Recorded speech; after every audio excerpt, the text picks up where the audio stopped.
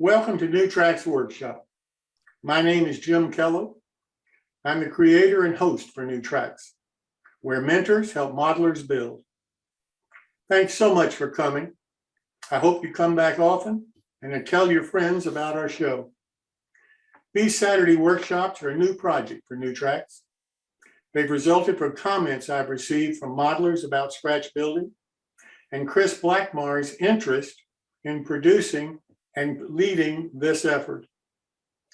The segments are structured like the popular build-along segments on our Wednesday evening shows, except these Saturday shows are designed to show modelers how to scratch build a model. I personally believe that scratch building is one of the most creative parts of model railroading, and I think you'll agree if you try it. Here is your opportunity to work with some skilled modelers to learn how to do it. You will learn the steps, the skills, the techniques involved in scratch building a model in any scale you want. There are no kits to buy, only the needed scratch building supplies. The plans that will be used for the model, you can download on your computer at no cost. The show's moderator, Chris Blackmar, is a very talented and artistic modeler, and he and his guest will guide you through the complete scratch building process, one small step at a time. After all, that's what mentoring is all about. If you're a beginner, I hope you'll join in and experience the thrill of completing a scratch-built model and being able to stand back and say, I built that. If you're a more experienced or advanced modeler, I hope you'll join in and offer your advice and knowledge to less skilled modelers and even get some fresh ideas yourself. The live shows will, of course, be recorded on our YouTube channel, so you can refer to the information later if you need to. In addition, I hope you'll visit our website, newtracksmodeling.com, and subscribe. You'll need to confirm the email that you received to verify your address. And after that, you'll receive all of the notice of our future shows, as well as the login links to attend. If you would prefer to watch the series on YouTube, you can do that by going to our channel, New Tracks Modeling, ring the bell, and click all. Therefore, you'll get all of the notice for the start of all of our future shows on the channel. If you can spare a little time, I hope you'll consider joining our management team to help us plan and produce any of our future shows. Please contact me at jimkello@newtracksmodeling.com and let's discuss your interest. So welcome to the New Tracks Workshop. I look forward to seeing your finished models and, of course, hearing any suggestions for future shows you may have. Now, here is Chris Blackmar to start your scratch building journey.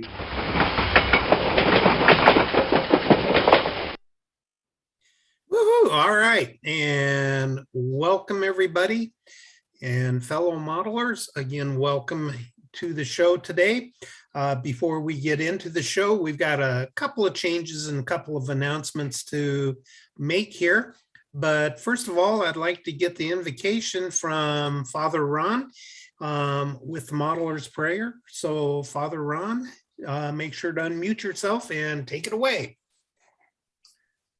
Oh God, as we express our creativity in creating in miniature the world around us, may we marvel at the beauty and genius which created the world and instilled in us a portion of your great knowledge and wisdom.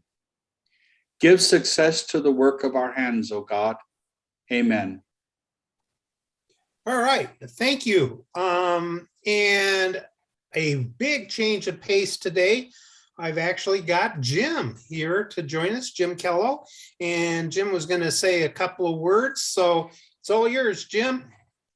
Thank you so much, Chris. I won't take but a minute. We are starting, New Tracks is starting a new series. It's going to be every 2 weeks, starting June the 2nd at 7 p.m. Eastern Time on Thursday evening. So every second Thursday after that, we'll have a new show. This will not be on Zoom.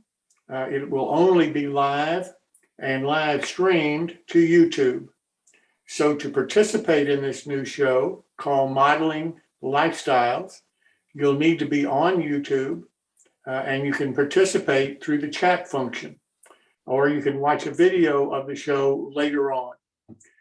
This new show is going to be about modelers who are really making a significant difference in our hobby in this, the early part of the 21st century. We think that we lined up some outstanding modelers for the show so far. In fact, we've almost got the show totally full for the rest of this year. Our first modeler is Alan Littlefield. And Alan and myself and 3 of his friends will be on the show June the 2nd to talk about Alan's life, his modeling, and the other activities that Alan is involved in that make him a true benefit to our hobby in this part of time, and I think for many years to come. I have a very short video that we're going to be using on this first show to give you a sense of the flavor. Again, the only way you'll be able to watch the show live is on YouTube. We will not be doing the Zoom. We have another software that we're going to be using, and that will only allow the 5 of us to be live on that software. So the only way that you can participate and be a part of it is on YouTube. And therefore, we hope that you'll subscribe to our YouTube channel, New Tracks Modeling, so that you'll be able to keep track of the future shows that we have if you haven't already done that. So, William, if you could run the short video, and thank you so much, Chris, for giving me this time.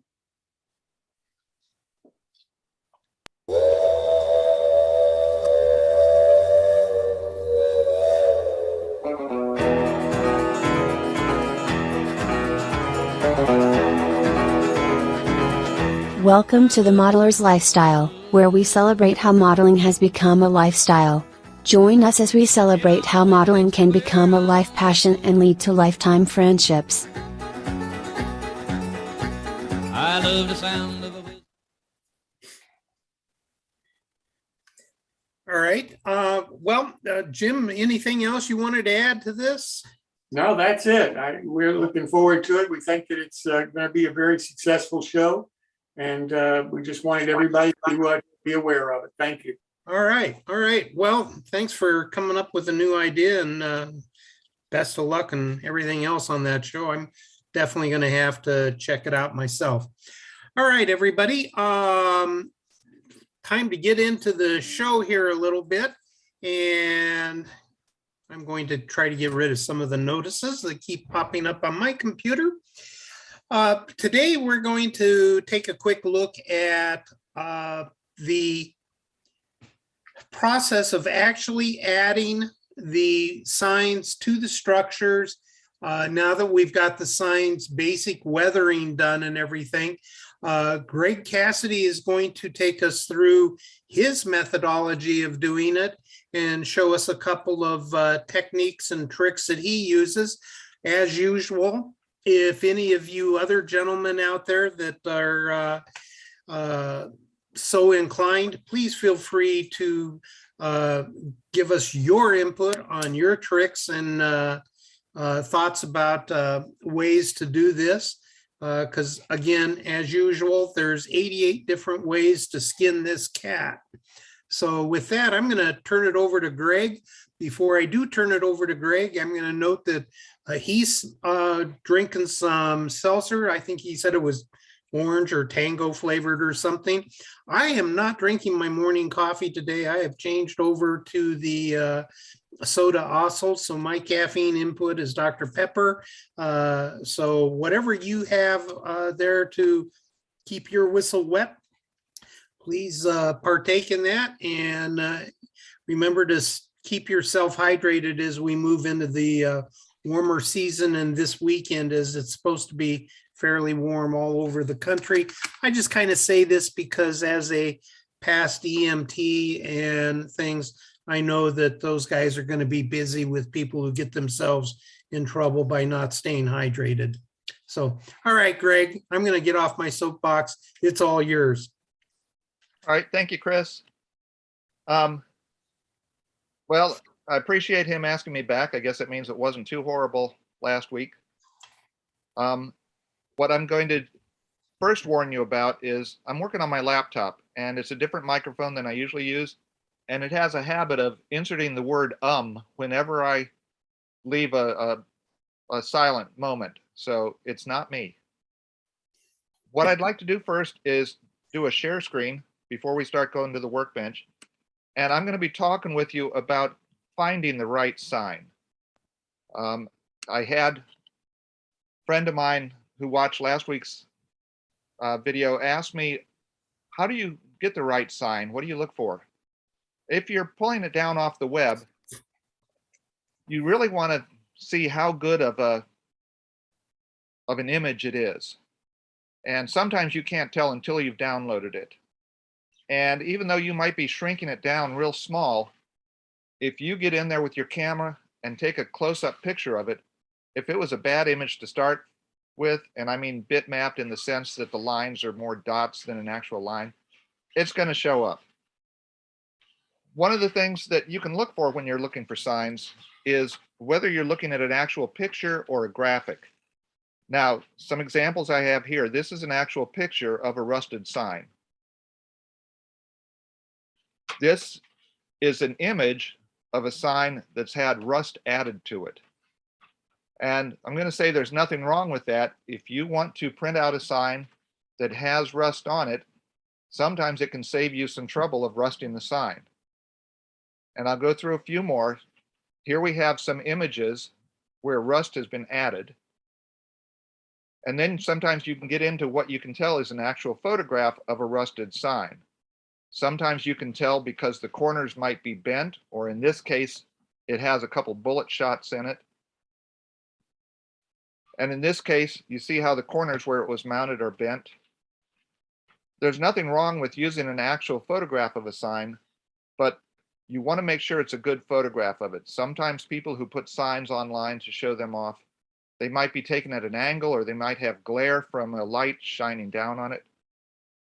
So make sure what you're downloading is a good image.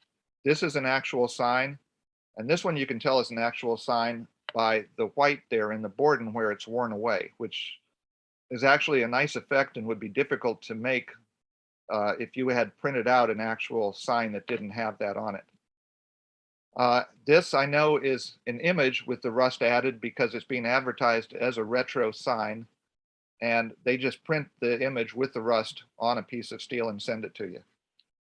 So sometimes what you want to download can do some of the weathering for you already. There's nothing wrong with getting signs that already have rust on them. So one of the things I'm going to be showing you is two techniques I use for making posters or paper signs, such as posters for fairs or elections, and also painted on signs that could be painted on brick. Some people call them ghost signs, depending on how faded away they are. For my painted on signs, I use a technique where I'll print out the signs that I want to use. And then you can see I have a sheet of tissue paper here. I'll take that tissue paper and cover some of the signs that I wanted to be painted on, and just use a piece of tape on the leading edge as it's going to go back through the printer. And then I'll run it through the printer a second time. And it prints it onto that sheet of tissue paper. And I have not had any type of jam or anything so far, but I'm always very careful to make sure there's no folds or anything that might get caught. And then once I take it off, you see I have the image printed on a piece of tissue paper. This is the type of tissue paper that you can get for putting in packages that are wrapped. It's very thin, a fair bit transparent. So I'm going to end my share screen right now. And if we can go to my camera that's over my workbench, I'll show you what I'm going to be showing right now. These are two sheets that I printed out. Now this sheet is paper signs that I'm going to be showing you how I mount. And these are handbills, posters, stuff that might be glued onto a fence or onto a building. And then these are painted on signs I've done. And one thing I'd like to show you, we have here a Grolsch sign that the image I downloaded was actually rusted. And I was able to bring it into Photoshop and get rid of the rust if I wanted to use that as a painted on sign, because I've not seen a painted on sign with rust. If you enjoy doing signs, having an imaging program such as Photoshop or some of the other variations can be very useful. So the first thing I'm going to show you is how I would do a paper sign, and we'll go with a county fair sign right here. The first thing I would do is generally mark the area that it's going to be in, and I'll do it by holding it up and drawing a box around it with a pencil, so I have an area of where that sign is going to be. And the reason I do that is so I can sand the back of it. A lot of people use sandpaper. I have a sanding stick here that's roughly about 150 grit, and I'll just use it to sand the sign. And you've probably seen this technique before. It's just trying to make the paper thinner so that it doesn't look like the thickness of a piece of metal. If you're using it for a metal sign, you actually want to build up your thickness a little bit. But if you're using it for a paper sign, you want to thin it out some. I do try to be careful not to sand through the image. However, every now and then, if you tear one, it's not the end of the world. Sometimes that's something you'll want. Now, once I've sanded a lot of it, I'll dump off everything and I'll hold it up. And if I can see through it, which I don't know if you'll be able to, you can see where I've sanded it. I need to do a little more sanding down at the bottom part.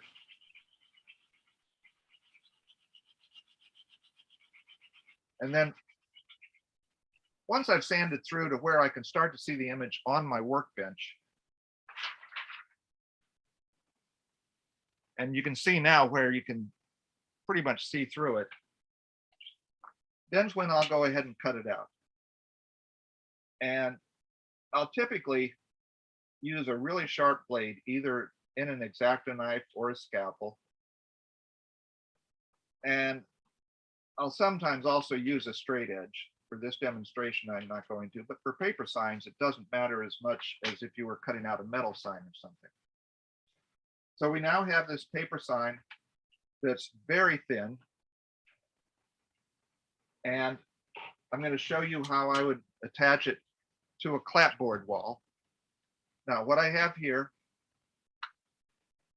is a mixture of 50-50, and this is water and canopy glue. And I like to use canopy glue because once it dries, it is very clear, and it also starts out a little bit thinner than some of the white glues like Elmer's. And I also have a tiny bit of dish detergent in it to help cut down on water spotting. So I'll put a little bit of that on my sign here.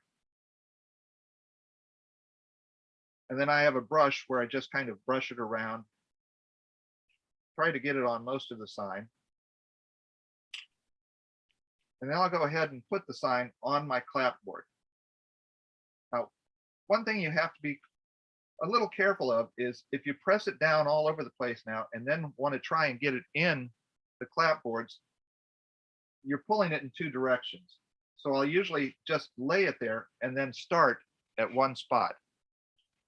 And I have a number of these. They're rubber pushers that are used for makeup and some other things.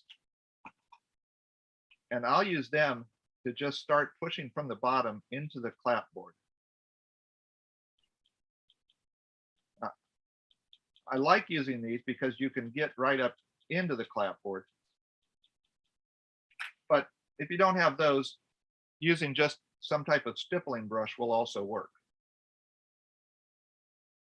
And that's basically just pushing it into all of the pieces of clapboarding. And you can see how basically you're trying to get it so that it settles into those those ridges that the clapboard makes. And then one of the things that I'll often do on a sign like this, if it's supposed to be a poster or something that's been put up, especially if it's there for a little while, I'll very often take a corner and maybe bend it over a little bit, or sometimes take part of it and tear it so that you get the kind of image like it's been there for a while. And that type of effect works the same on a brick wall. This is a poster that could have been on the brick wall for a while. So that's my technique for applying them. In a little bit, we'll come back and show you something else that I can do to make them look like they've been there for a while. What I'd like to do now is show you how I work with painted on signs. And this is my tissue that I printed out. I've already cut a couple signs out of it. One of the things about painted on signs, if you're applying them on brickwork, which is more often where you see them, they are sometimes on wooden buildings, but you tend to see them on brick buildings more often. If by using the tissue paper, it's very thin. And if you're working with a dark colored brick, it tends to show through, so you don't get to see the image very well. You can see that bottom one I just put right over the brick. Now this top one, it's the same type of image, but the reason you can see it better is I painted a white square behind it first. Now that allows the painted on sign to stand out a little bit more.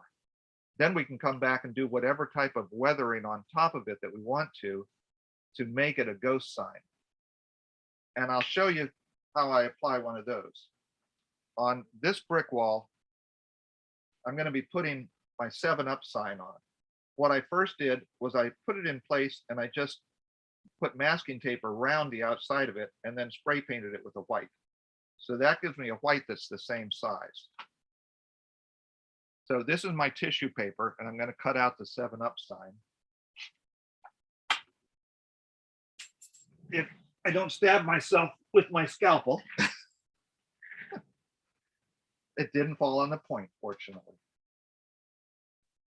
Now this stuff is quite thin, and I have now and then wrecked one or two just because it tore while I was working with it. You can print out a number of them if you have one that you really want to have show up. So this is my tissue paper sign. If I were to put glue on that, it would end up soaking through and gluing it onto whatever surface that I'm working on. So what I do in that case is put my glue on the wall.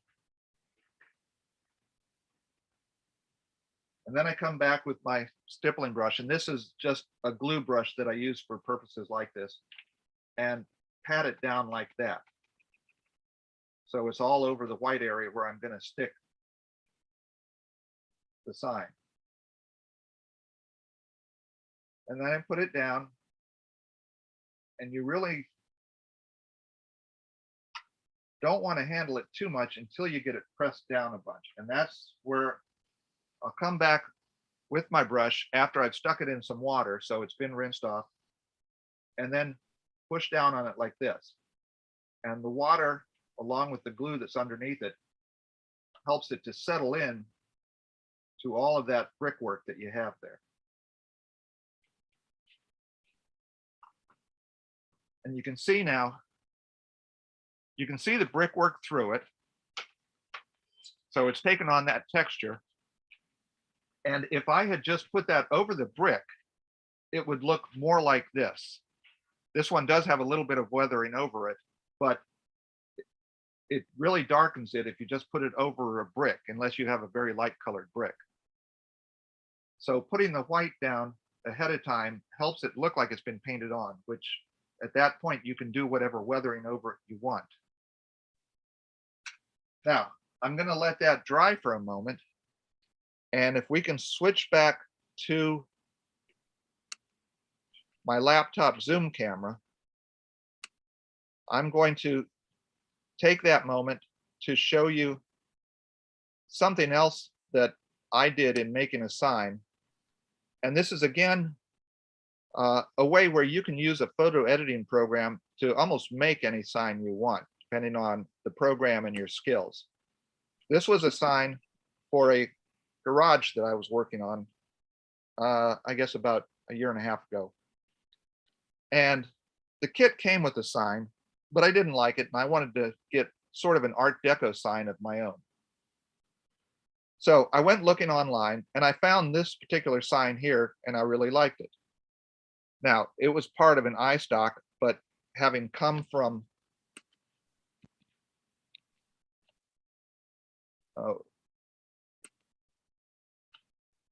having come from the graphic world,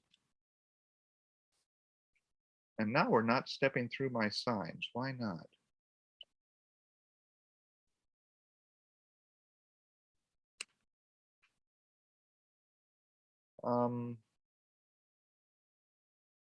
I may not be able to show you this if I can't step through my signs.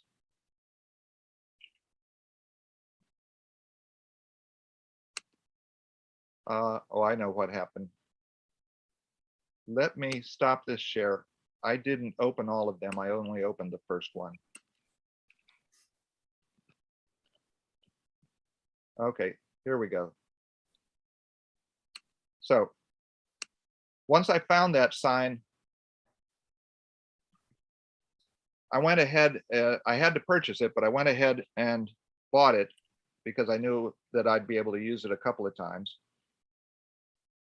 And that was the sign that I got. It's a vector piece of artwork, which means it's not bitmapped. All of the lines were drawn using mathematics, and then they were filled. So in order for me to work with it, I brought it into Photoshop and rasterized it so it was a bitmap sign. Once I did that, then I created this piece, which covered the word premium and that stuff in the top, and was where I wanted to put my word, which was Shorty's, because this is Shorty's Garage. So I wanted to find an Art Deco type font to put in there. Now you can go online and find all kinds of free fonts. So I found three that I liked. This one is Selznick, Studebaker, and Cleveland Demo. So I tried each one in there. And it was funny, it wasn't until I got to the third one where I noticed that font that I had picked is almost identical to what was in the original sign. And I said, well, by gosh, that's what I'm going to have to use. So I then printed that out and made a printout of it. And just like we did metal signs last week, I used the sponge method, put some rust on it, put it on my building, and then had a little bit of rust streaking down from it. And that's how I made my Shorty's gas sign. So if you can't find exactly what you want, there's nothing says you can't try to make it if you have the right program and a little bit of imagination. So now I'd like to go back to my camera, and I'll show you what we're going to do to these signs now that they're already on the building. So for my county fair sign, which is just a poster, I won't do very much to it. You can't have rust on it. But one thing that I do like to do is I'll take one of my lighter pigments, and this one happens to be made by Earth Pigments. And I have quite a few brushes that I use when I apply artist pigments. I'll take one of them and take a slight bit of that pigment and brush it on it. And what that does is it gives it a little bit of a faded effect, as if the color of the building is showing through. Now it helps to have a pigment that's the color of the building you're working with. This is something where Chris, with his soft pastels has an infinite variety of colors. I have a few, but not nearly as many as I could use sometimes. So that's how I will end up finishing off a paper sign. And then that could go on a wall, it could go on a fence. You could have that anywhere. And as I say, these can work for election signs, they can work for fair signs, they can work for movie posters, almost anything you can think of where they might use a poster for it. Now, for the painted on sign, what I'll do with that is there's a couple of ways that I will make it look like it's been on there for a while. One way is if I have a pan pastel that's a similar shade of the back wall, and this one's a lovely brick color. I'll use that to just go over the sign a little bit and kind of make it look like it's been on there for a while. And the paint is sort of fading away.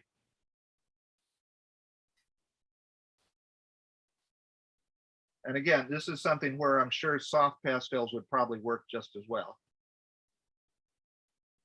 And you can see now we're starting to have the effect of the sign looking like it's been painted on for a while and the paint's fading away.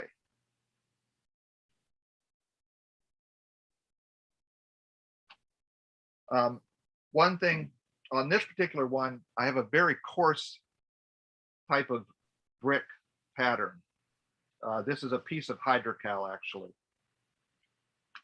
On laser cut brick, which we get in many kits, depending on how wide the mortar lines are cut, it might not show up that it's actually painted on the brick that much. And I've done one thing here on this bottom one. You can see how for the bottom half of it, and my light isn't showing it very well, but for the bottom half of it, I scored through each line of bricks, and it shows that it's actually got the texture of the brick on it, as opposed to the top half where I didn't. So that ends up helping it look like it's been painted on the brick more than just having it on there. And I think that's about all I have to say about how I put painted on signs and paper poster signs onto buildings. If anybody has any questions. Yes, I do, Chris. Pat here. I just wondered what did you use to, you said you cut through the paper with did you use a regular X-Acto knife or something, or? No, this is. To make that brickwork come through it? I just used a scalpel. Okay. And what I did, I would just follow each line, and either a sharp X-Acto or a scalpel will work. And so when you're going through in this direction, it's real easy. So now, you go right through it, eh? Yeah. And then in this direction, if you start, because it's every other line, if you have a real light touch, it kind of bounces through each one. Okay. And again, gives you the impression that it's actually painted on the brick. It's not just like a piece of paper sitting on top of the brick. Great idea. But Thank you. It really depends on the brick wall you're working with and the scale that you're working with. Yeah, all scale's a little easier. Yeah, with scale you have bigger mortar lines, and scale you have minuscule mortar lines. You're lucky if you can even see them. Okay. Thanks, Fred. Greg. I have a couple of questions for you, Greg. First of all,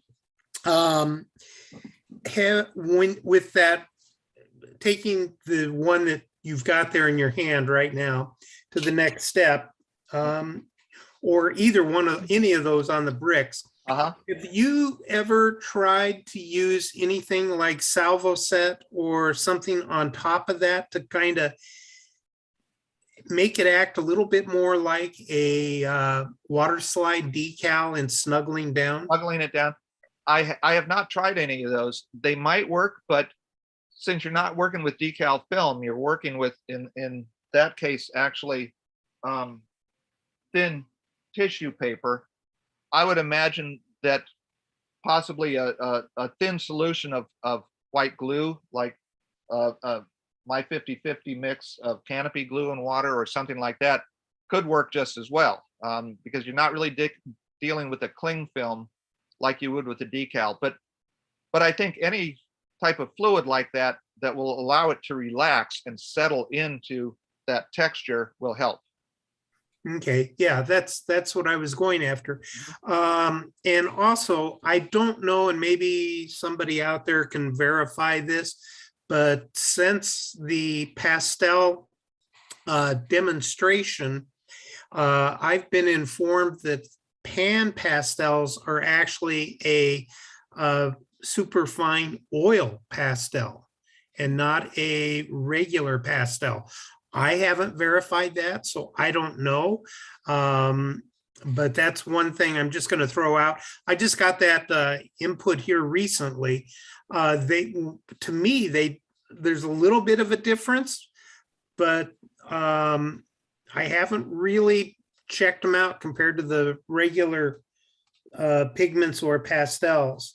So I think there is a difference. I'm not well versed enough in the soft pastels to tell you exactly how they work differently. I think these being in cake format might have maybe a little more of the binder in them. It doesn't say on the bottom any ingredients, whether it actually contains, but it does say not for cosmetic use. Yes. But yeah, no, and so I was just, I agree with you, and I use the pan pastels a lot and things. I'm just throwing it out there that if somebody wants to try it in the process of learning with the pastels and with the pigments and things here, that maybe a terp or something might work with the pan pastels. I haven't tried it yet, but I'm just throwing out that information because it's something that I haven't verified and haven't found out yet. Greg, if you hold up your pigments there. Yeah, I was going to say pigments would also work for what I was just doing if I had a brick color one. I do have, I use them a lot for rusting and for applying dirt and stuff. I have some darker ones like a raw umber and black and a couple other dark colors. If I had a brick color, it would work just as well going over that sign to make it look like it was a ghost sign. I just don't happen to have that brick shade right now. But these things I think are incredible values. Depending on the color, you can get containers this size for somewhere from $7 to $16. And this will last me a lifetime. Yeah, and for those that missed the pigment installment, or excuse me, soft pastel installment, the difference between pigments and soft pastels are pigments are just that. It's a paint pigment, very finely ground, what is used for watercolors, acrylic paints, you name it. The soft pastels are nothing more than a pigment with a binder added. And the binder is typically something like a gum arabic or something. And then there are usually 2 or 3 different colors of pigments blended together to give the value that they're looking for in that particular color hue, whatever you want to call it, of the stick of pastel. So pigment, basic bottom line, pigments are just straight dirt, pigment or man-made, whatever. The soft pastels are multiple pigments plus a binder. Just a very fine powder. Yeah. I mean, in fact, if any of you, in the past had worked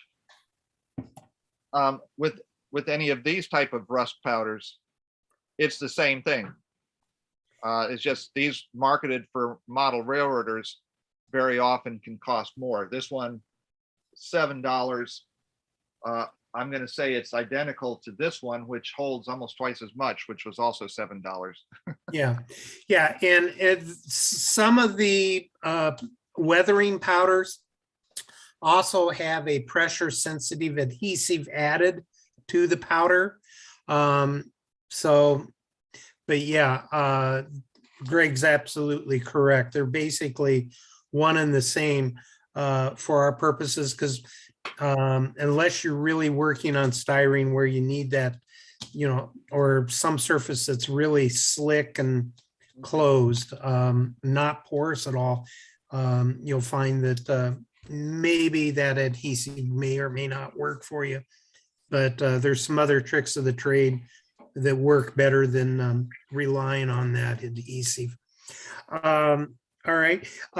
Another thing that I had a question to Greg on, and I'm going to put him on the spot here. Some of the folks out there, particularly in YouTube land, may not have all of the graphic tools and everything that you've got. Since you've shown us in particular how you apply the signs and things, would you mind sharing your main sheet of graphics there that you cut the 7-Up bottle out of and stuff, so that we could throw it up on the website and a link to that and Sure. download that? Yeah, I'll go ahead and send them to you as a PDF. Okay, yeah, yeah. And if you could, that'd be absolutely wonderful. Actually, it's going to be Will who's going to put them up, but you know, you can copy me or send it to me and we'll get them. But Okay. thank you very, very much on that. I will point out for anybody who gets them, one of the things I'll often do when I'm first and the actual layout here, I just use Publisher, which comes on virtually every Windows machine. You know, there are fancier programs, but you don't need them. I'll often make a box of the size of roughly the sign that I want to use. And then when I place all my signs on the sheet, I know what size to scale them to. It saves you from putting a whole bunch on a sheet, printing it out, and then, you know, it's either too big or too small for what you had intended. That tip right there was worth the price of admission. So thank you. Yeah. My pleasure. That's the graphic arts background, imprinter background that you bring to the table, that you know, that's worth the cost of admission. You just saved me printing about 20 pages today. So, all right. And then I have a question. Shoot. Greg. Yes. Yeah, this may take more than a minute. I'm not very high tech, but I do have Photoshop elements. Could you explain, if it takes more than a minute, don't, but if you could, in quickly, to save your voice, how do you take a poster and then put your own name on there? That's the part I didn't understand. Well, Photoshop Elements has a text tool in it.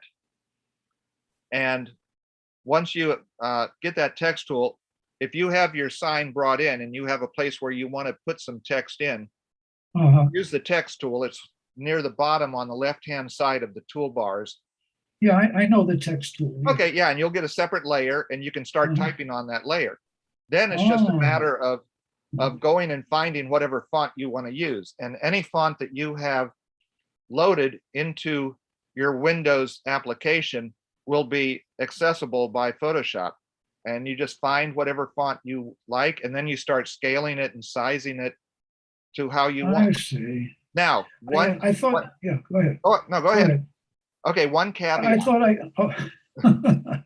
I thought you said something about changing it to a bitmap.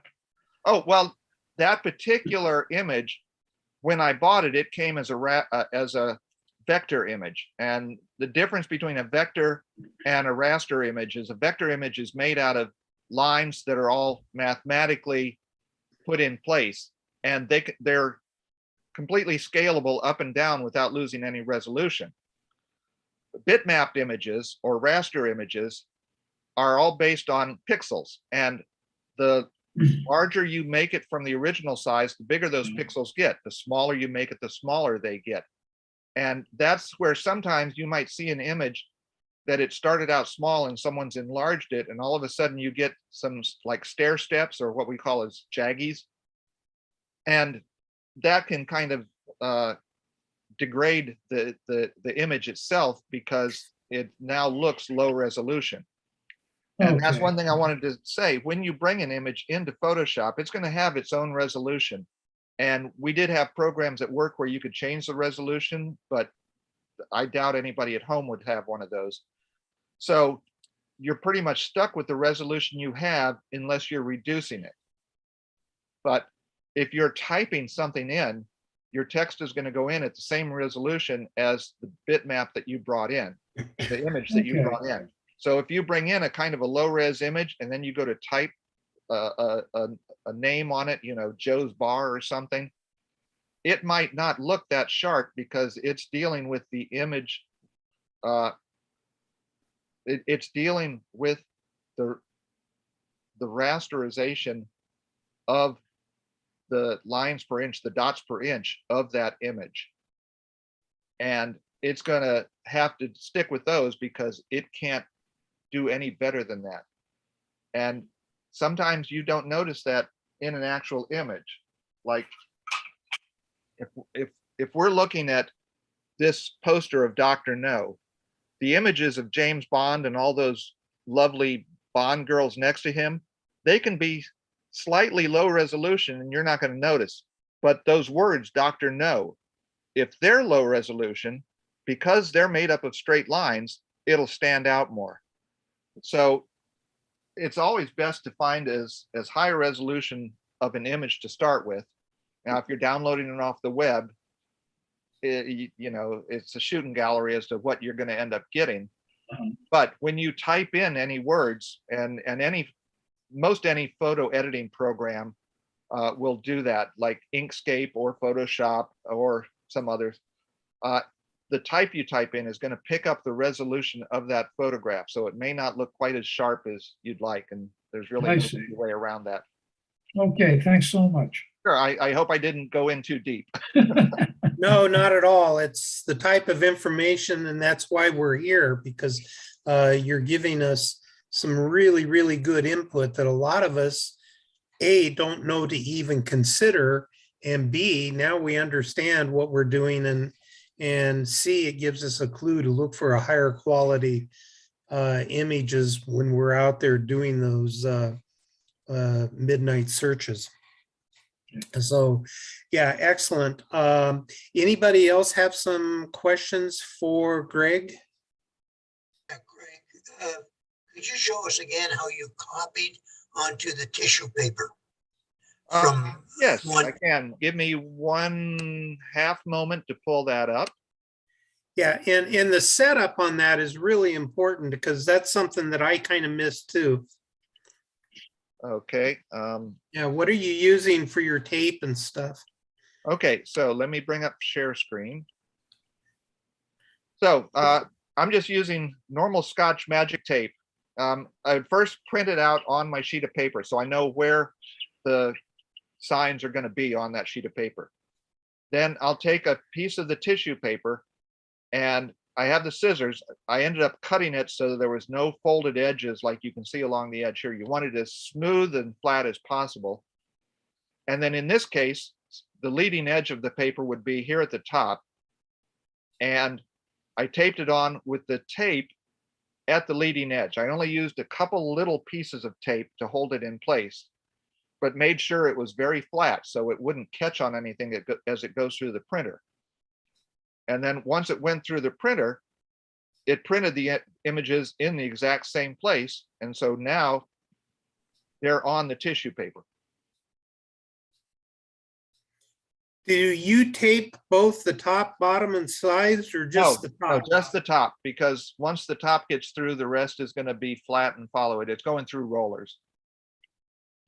And the more tape, the more risk of something catching.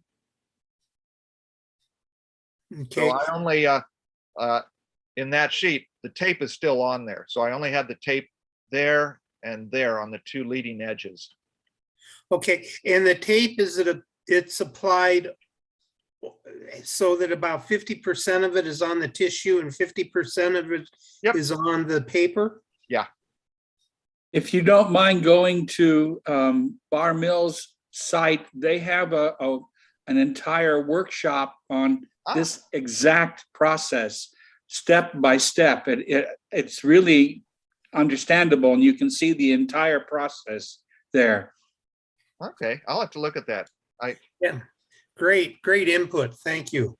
All right. Get out of So here. this is why we have the name of the game and have a bunch of people here, because only by pooling our brain trust can we get through some of this stuff. So are there any other thoughts, questions, or comments for Greg here while we've still got him? All right. Well, then, Greg, I want to thank you very, very much. That was just outstanding in my mind. And the factor didn't come up a whole lot. So Thank you, Chris. So anyway, all right, let's go on ahead and move a little bit forward here, guys. I am going to take the next step here and move my computer up above, as I always do.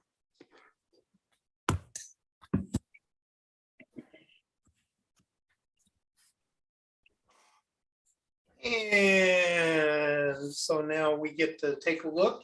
And if we can jump over to the desktop here and give that a full screen. Wonderful. The first thing that I wanted to bring up is a picture of this. This is one of the things that I have received from Heath. Heath has gone on ahead and printed these out for us. This is the ice making machine. This one is a 1/4 inch. And they are in the mail. Quite frankly, I got a couple of them in the mail, and I did not know, but Heath actually took them off of the carrier sheets and everything. So I had a different foam and what I was going to send them out to. So I got to go into Tucson to buy some more foam to ship the remaining balances of them, because I had to change my foam the last minute.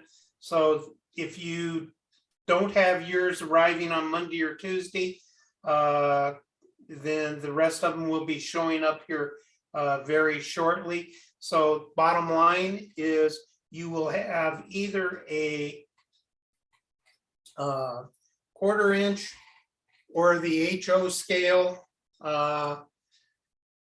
print coming to you. And if you requested such, you will have that. We owe Heath a huge thank you. Again, he's not asking for any remuneration, but I've included in the boxes his address in case you want to make a donation to the cause on this one. The second thing that I wanted to bring to everybody's attention is for next week. Next week's show is going to be a little bit of a change in format again. So I am asking, though, in advance, if there's a few folks who would like to be prepared to show us their tricks and the potential tools that they use for putting the shell together, so that, you know, we actually have a building instead of just the parts. So if you are one of those builders out there that has some experience in that, if you could bring together a couple of things that you would like to show, that would be wonderful, because I'm really going to need some input from you guys to kind of show the various different tricks of the trade here, because this one is, there's not only 88 ways to do it, there's 8,888 ways to skin that cat. So, excuse me. With that, the other thing that I wanted to go into, continuing with signs for just a moment longer here, is this sign here. If you will recall, I printed out the signs on a piece of folder, manila folder here. It's chic. You guys have seen all of these, you know, this one's just a yellow one. So I glued it down and applied it, and I've cut one out, and we went through and kind of did a wee bit of weathering on it. One of the two of them, and then this one I did a wee bit weathering on it. And again, they're O scale, but I'm working in HO scale. So I went on ahead and created a smaller HO set.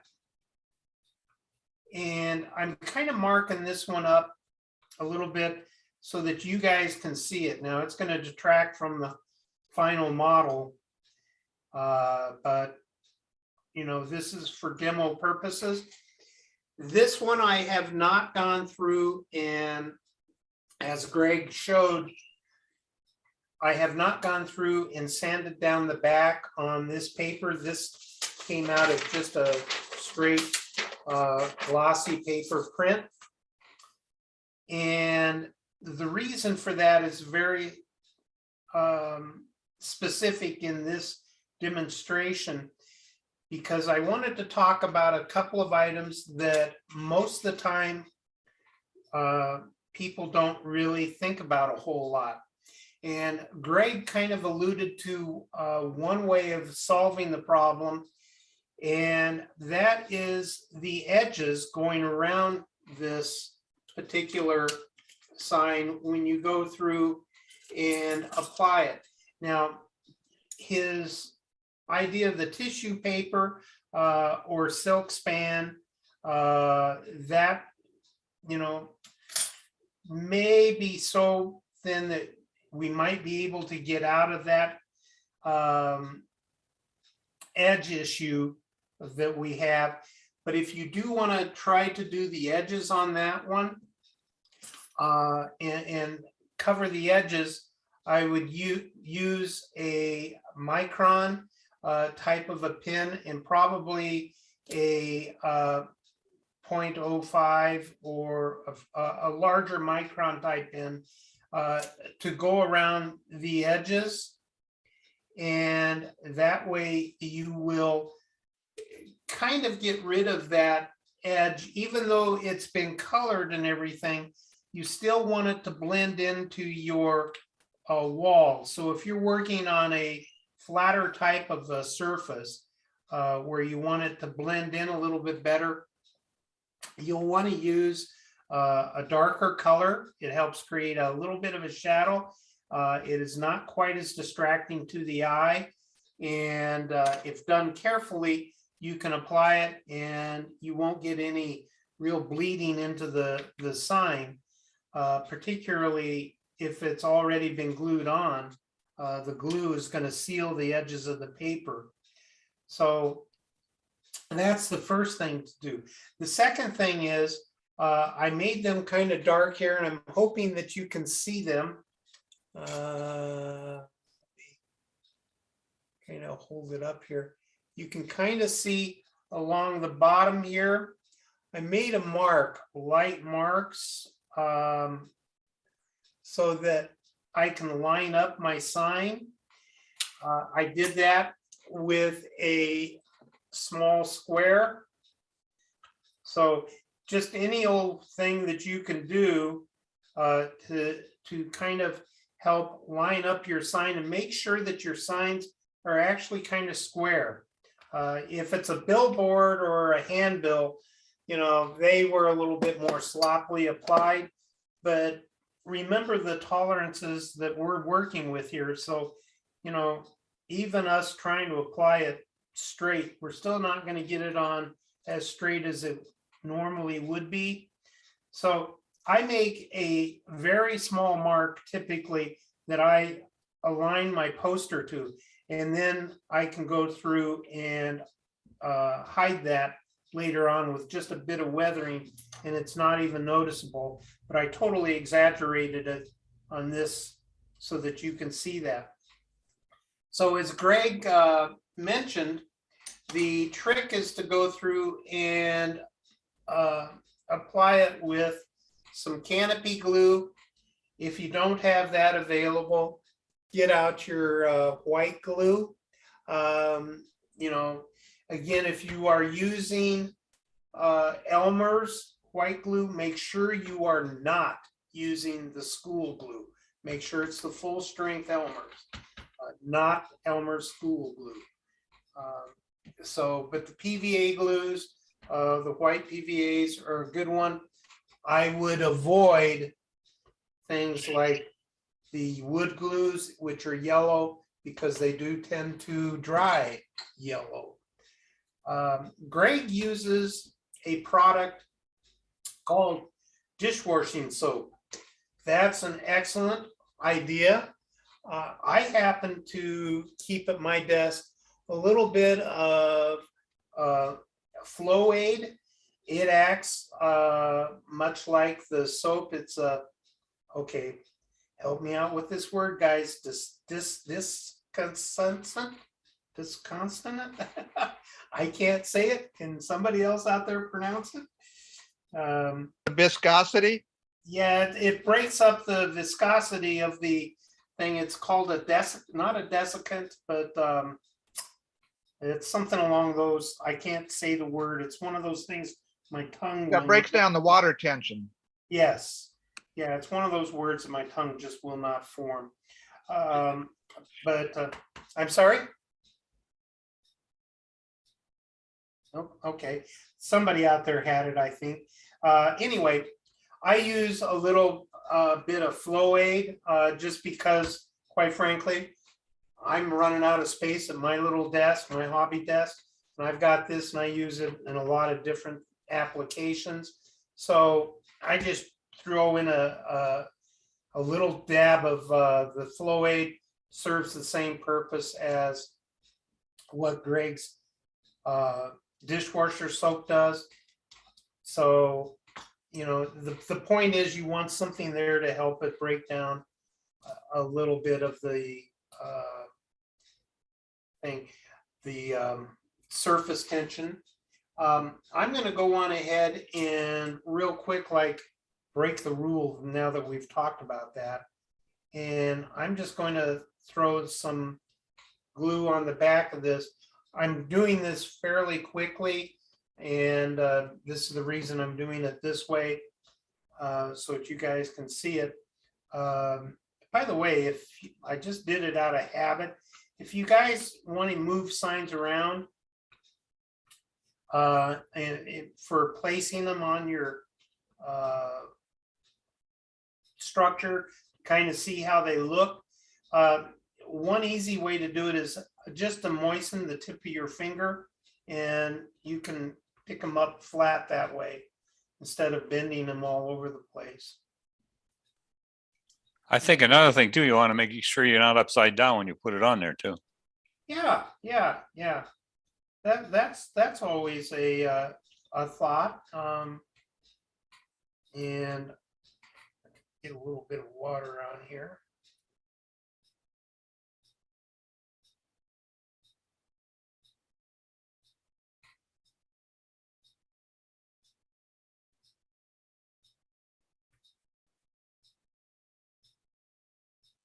Can you guys out there that are experienced in all of this, please feel free to make comments.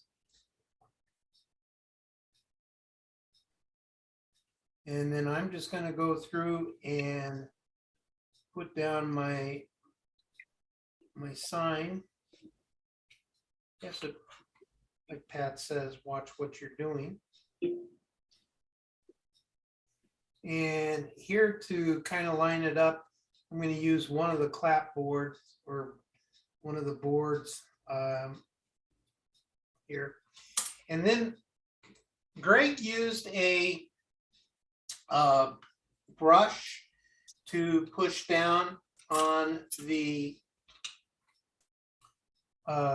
sign, which is excellent on clapboards and things. I tend to use this brush, which is actually an old Floqual brush, but the point is that it's a 1/4 inch or so flat with fairly stiff bristles. It's not a real soft, wobbly watercolor type of brush. It's got a little bit more oomph to it. So, and like he said, get it wet and then come through and push it down. Another way to do that is to use a hunk of sponge, a dense sponge. So this is from my grout sponges that I use to sponge stuff on. And I dip the sponge in some water and then I'll get it somewhat dry. And then I come through and press it down. You don't want to be pressing down with your fingers or your hands because you will almost for sure rip your sign. And once you go through and do that, then you'll get your sign applied. Now, normally your sign's going to be weathered a little bit on the edges or something. But once you kind of get it pressed in, take, as Greg said, these are rubber tipped, silicone tipped tools that painters use and art painters, and just go through and help press it in on the edges in particular. And then if you have some other edges that you wanted to get it in, you can also use this as Greg demonstrated and brought to your attention. So once I get it on, I've got this sign on here. Now, normally we would have already had them weathered a wee bit. I did not weather this one because I wanted to bring up the next steps here. Again, you can't see it on this, but you've got this white, in my case, a white paper edge. And so I've got some fine art pencils. These are watercolor pencils. You can use these, or you can use a soft pastel pencil and get it down to a sharp tip. So here's a regular tip and a sharp tip. And then just very gently come in and go around your sign edge.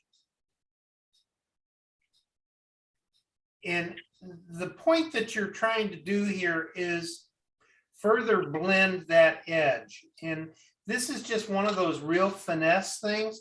It's not necessarily important to do.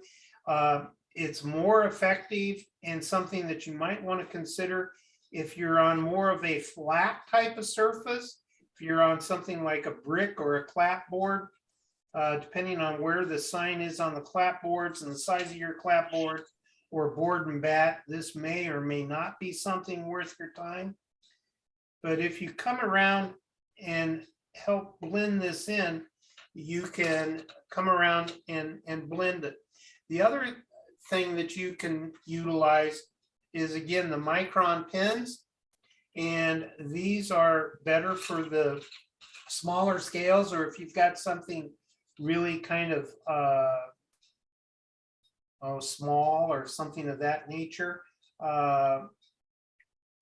or thin. And I'm going to get my head in here, I'm sorry.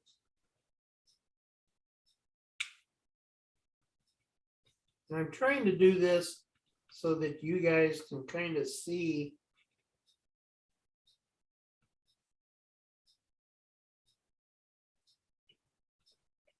the effect here a little bit.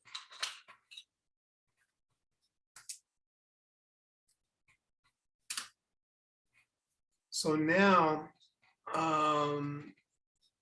you can kind of see that this has been kind of weathered around a little bit. Now I've got the edges. If I try to point it on edge, you can see that the edges are blended in a little bit more. But to further blend them a little bit, you can take, depending on what you're using, I'm going to use a soft brush and some water, because I used a watercolor type of thing. So I've got my soft brush unloaded, and then I'm going to brush down on it, and that will help blend those edges a little bit more. And if you've gone to something like the ink, because that is a non-water soluble thing, I'm going to break into my alcohol, and I'm going to flood my brush a couple of times here, just to, so much for that. Flood it up, and then once I kind of get it dry, I'm going to bring it up and make it this way. The whole point of all of this is that you want to come through and kind of blend your signs in a little bit more. And I'm making a mess out of this, but hey, it's fun, right? So errors in the process, that's part of the name of the game. Chris, if I can Yes. interrupt, we've got a comment from Ralph Renzetti on over on All right, YouTube. Ralph. Thank you, Ralph. You're keeping us alive on YouTube. Well, there's been a few things back and forth that we've been able to answer, but this one's way too long for me to type out an answer. So his comment is, shouldn't that be done when the sign is dry? You said don't use your finger to push it down, but you can tear it with your pencil catches the edge the wrong way. Just saying. Yes, and he's absolutely right. I'm doing it just for expedience sake here, and I thought I'd mentioned that, but if I didn't, he is very correct in pointing out that your sign should be dry. I thought I noted that, but maybe I missed it. So, but normally, yes, you would apply it. You use the sponge or the brush along with these three tools when your sign is wet. All right. And maybe this tool. Those are the tools you would utilize when the sign is wet. And then after the sign is dry, again, you come around the edges, and that's where you can bring in your pencil or the micron pen, because the pen and the ink will not bleed because you've got the dry glue sealing the edges there a little bit, but it does help allow you to further seal the edges of the sign and blend them a little bit more. And then once you apply these two tools, then you would come back and do the final wet blending real quick with a solvent of some sort, and take care of that. Yeah, Does Chris, when you initially used the watercolor pencil, was it already moistened and wet? I'm talking No, about the No, pencil. if you do it No. moist and wet, you're gonna get Right, way too that's much right. watercolor down. Yeah. And it's gonna leave way too thick of a line here. The idea is you want the very thinnest line possible. And again, it doesn't have to be a watercolor pencil. I just use those a lot. Soft pastels, you can get soft pastel pencils. So you could use a soft pastel. If you've got some soft pastels, you can always do like what Greg did and use the soft pastel to also kind of blend it over the edges. I didn't go over that because Greg very efficiently showed that technique. And also don't forget another technique if you wanted to use that and you're so inclined, you can always come back with a thin down weathering stain and throw it over and draw it down over, and it'll help blend it. My point here is that you're trying to blend that edge a little bit more to the structure. And this really only applies if you're doing a foreground or more of a contest type of structure. You know, if you're doing just your kind of everyday modeling structure, you may not want to take it to this extent. If you really want to look at it a little bit further, go look at some of what the military modelers are doing. And I have not covered water slide decals. That is because there are a ton, and I do mean a ton, of instructional decal or instructions on YouTube on addressing the edges on water slide decals, signs, whatever, and to help you narrow your search and really get some high quality instruction. I would look at the military guys. I know there's a ton of railroad type of decal application ideas out there for signs and things in the model railroading community. But quite frankly, the military guys, what we consider good, they consider introductory.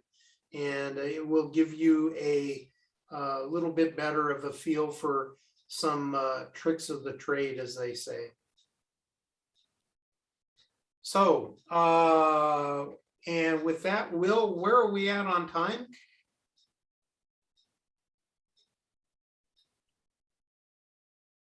Quarter after 2. Quarter after, okay. So we got about 15 more minutes to kind of go here on this one. With this, I've noticed that we've got a few guys out there working alongside of listening in, which I really encourage you guys to do, because the whole name of the game of modeling is not to sit here and watch the videos. You got to get in there and get your fingers dirty and sticky and occasionally bloody to really make some progress. So I would like to open it up though for a few minutes and get some input from some of the modelers that are with us here that have other ideas on applications of signs to structures and some of the nuances and the finesse tools, techniques, and anything that I kind of missed that they can bring into play here. I should say that between myself and Greg, what we missed. So guys, come on, speak up. I think the blood has a little rust color to it. You're taking the easy way out there, Pat. Yeah, I know.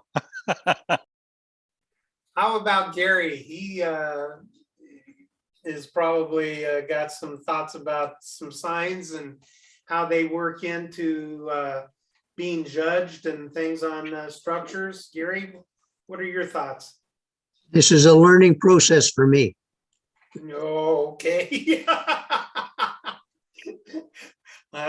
You talk about easy way out. Yeah, really. Come on. Okay, I'm going to go to Neil. Neil, your thoughts? Yeah, I just came back. I had to get something to show you. You know, Okay. when you work in HO, I'm looking at the people who usually come on to the show here, and we're all about the same age. And you know, it's getting kind of hard in HO to do certain things. And one of them is cutting out signs. Okay, so I had something in my drawer that I haven't seen in years. I'm going to show it to you. Let's see. Can you guys see this? Yes. Okay, was given out as a handout, and what it is, it's a magnetic frame that you can stick on your refrigerator and put your own photograph in there. So you actually, any picture that fits in there, you have a frame. And one day I'm looking at it as I'm making a sign in HO, because cutting them out is kind of difficult. And if you put a border in it with your editing, your computer editing software, it's very hard to not get involved when there's a border on it. In other words, I'm using a stroke, a plain square, an outline of a sign that you want to make. It's very hard to get a clean cut. So I found this in my drawer. It's been around a couple of years, and I just noticed, gee, this is a great thing as a template when I'm cutting out pictures. So anything you have like this, even if it's small, it's still gonna, any picture you make is gonna fit within the confines of one of the corners. So I've been using this to cut out my signs, and it's working out pretty well. I think it would be better if it was made out of metal. It's made out of a hard plastic, but this has helped me a lot guiding my cuts when I'm ever cutting anything out of paper that's square. So if you can find something like this in a dollar store or any of the craft stores, could be a help for you. Very simple thing. Okay, great idea. And I'm just kind of thinking here, you know, going along those lines, if you have some 1, 2, 3 blocks, you could use those along with some magnets, because you can buy these super strong little tiny magnets that have straight edges on them.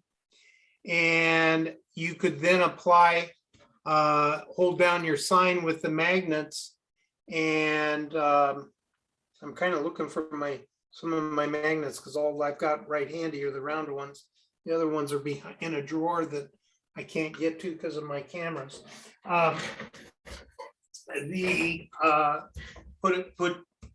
Put a magnet down on top of it with that straight edge, and some of those little suckers, I mean, they're like really tiny, but once you let them grab onto something, you then have to really fight to get them off. But if you put them on to where they're close to an edge, you can slide it off, not rip your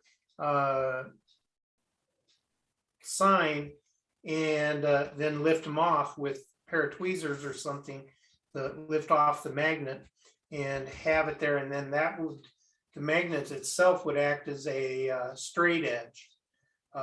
If you did cut something on this, you're going to chew up your knife blade real quick, but you know, that's a good thought, Neil. So any other thoughts on skinning the cat? Well, what I really like about what Neil was showing there, that frame is big enough.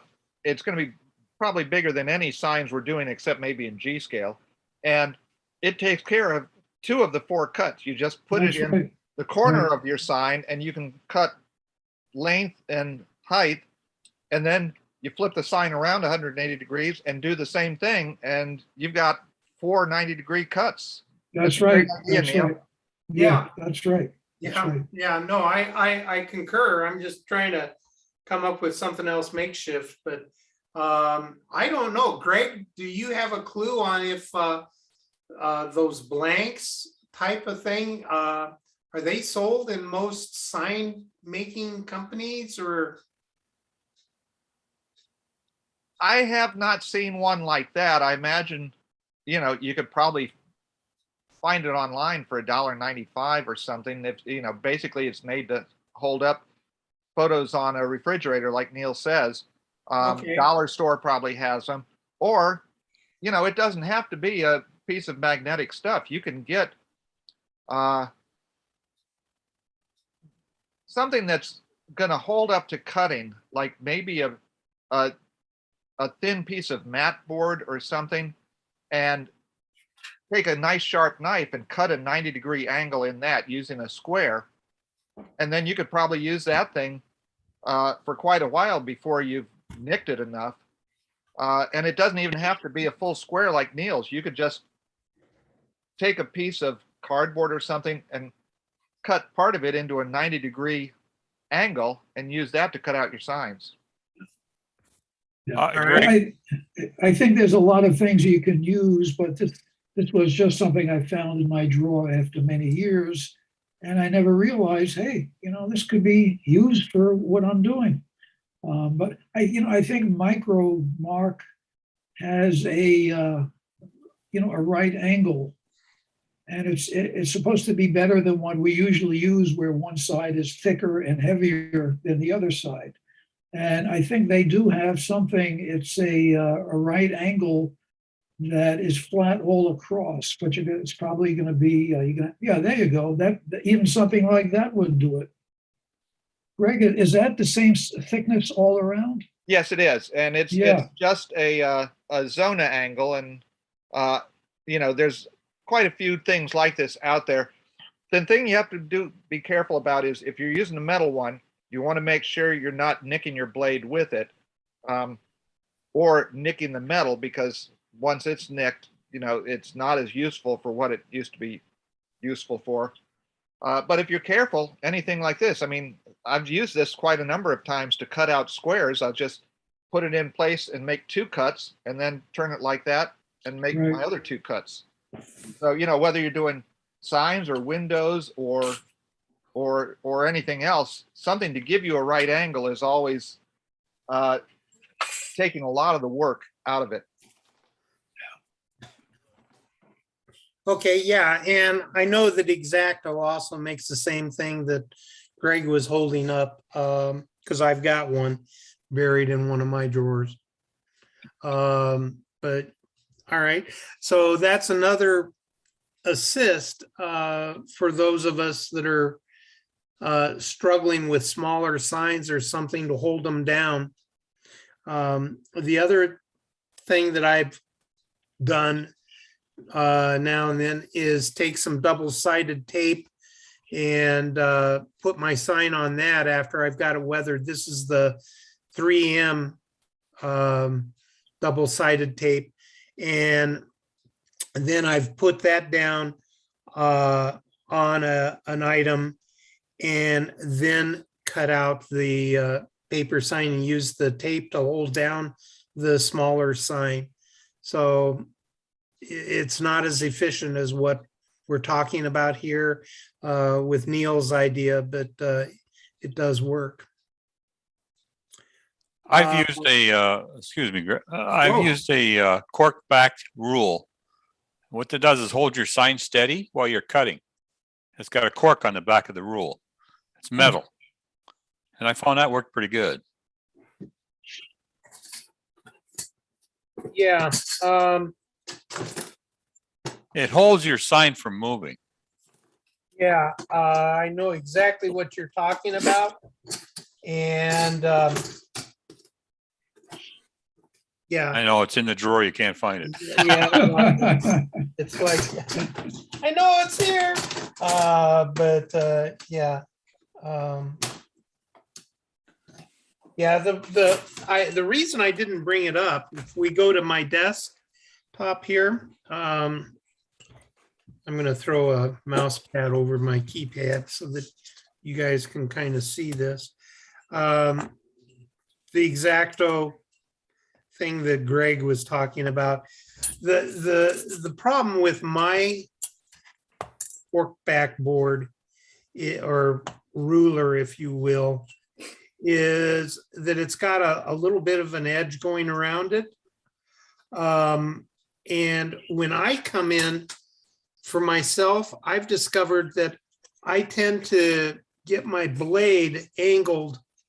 That's not showing right, but I tend to get my blade angled in here so that I'm not getting the blade going where I want it to go. I tend to slip in places or get from the top edge down to the bottom edge, you know, this difference of this edge right here, because my blade tends to slip. So when it's this way, so when I'm cutting, it tends to kind of slide under. I don't know if anybody else experiences that. Yeah, I have the same thing with mine. It's got a little edge on it. Yeah, and so if I do use that, I have to be really cognizant of trying to keep my blade vertical. Zona also makes a triangle piece that's one thickness all the way through, and I use that a lot to cut right angles. But the best thing I found is a piece of glass, a small piece of glass, because you can't. It's not going to hurt the blade, and you're not going to cut into it, and you can see exactly what you're doing, and it's got a right angle on it. Right. And going along with these too, there's some manufacturers out there. This is a Fairgate, and this is one of those aluminum triangles. This one's got holes in them, but I have seen them with various sizes of squares. So I don't know if that would work or not, but that's another potential option. But I like the glass idea too. The trick is to get something that holds down the sign though, so that the sign doesn't shift as you're trying to cut it. That's why I use the one with the cork back, but I also use a different type of knife. I don't use the X-Actos at all on that. I use the ones that have break off blades on them. Okay. You can change it. Okay. Yeah, and sometimes I, quite frankly, will break out the Fisket knife, which for those of you that are not familiar with one, let me find mine real quick here. Chink, chink, chink, chink. Where'd you go to? No, you're hiding up here somewhere. As usual, it's gone to where I don't know. X-Acto makes a blade, and I'm sorry, I don't know the blade number off the top of my head, but it's specifically for cutting Fiskets. And if somebody knows that blade number, feel free to shout it out. And I don't have mine handy. I can't seem to find all my blades right now. Isn't that the way it goes? But it's a real tiny little blade that is designed to cut out graphics. Greg is probably familiar with that. Have you got it there handy? Yep. Okay. Yeah, but I'm muted. Yeah. Yeah. So, and it can swivel. Yeah, that's the trick to it. And that's why I wanted to show it, because it does have a ability to swivel. Yeah, and the other type that I think Pat was talking about is like this, and we just call these dico cutters. Yeah, and I'm sure that's what Pat was referencing there. And apparently a lot of people are really, really happy with that. And I just in general modeling across the board. They find that one real good. Joe, Yeah, what else Chris- have you, go on ahead, Neil. Yeah, this is, I just got up to show, this is something that I also used just to making circles of something. And I don't know if you can, let me see, yeah, you can see through it, so that's a plus, but it's not a very good plastic. I think you could cut right into it real quickly and actually make a cut through it. But you can get these in the craft stores, Joann's and things like that. There's one for circles, there's one for squares, and there's one for triangles. Those of you who haven't been in one of these stores, they have a whole draftsman section where they have all kinds of things that you can use. So, this what I showed before, I'm sure you can get somewhere else. Yeah, and Neil, in what he was saying there, it went right by us, and I really want to point it out. And he said, you can see through this. That capability of your material, whatever it is that you're using to hold down the sign, if you can see through that material, unlike the aluminum type of things that we've been talking about, you'll find that that's going to be really advantageous. So just food for thought on that one if you're going to go purchase a tool. I mean, a couple of comments from YouTube. Shoot. From our dear friend Ralph. Instead of All right, cutting Ralph, with an keeping us X-Acto, alive out there. instead of cutting with an X-Acto, what about a good pair of scissors? Yeah,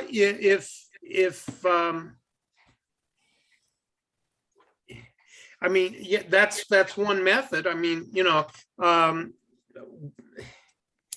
then we also quite have frankly, from I cut out John, the sign that I applied with scissors and just did a touch up with a number 11 X-Acto on one edge. So, I mean, he's absolutely right. But yeah, I think scissors, if you're cutting something a little bit finer, particularly if it's been a piece of paper that's been sanded or something like that, the scissors, from my experience, has been difficult to use. Okay, and then we also have from John Stockton. How about using a photo mat or a mat board cutter?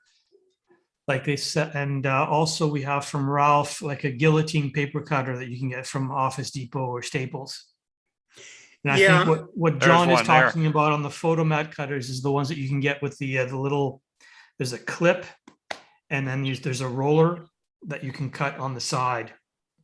Okay. Not quite the guillotine versions, but they're for cutting photographs and stuff. There's a clip and you slide it in, there's a top piece, and then you can run a blade. I think some of them come with round blades instead of an X-Acto knife type blade.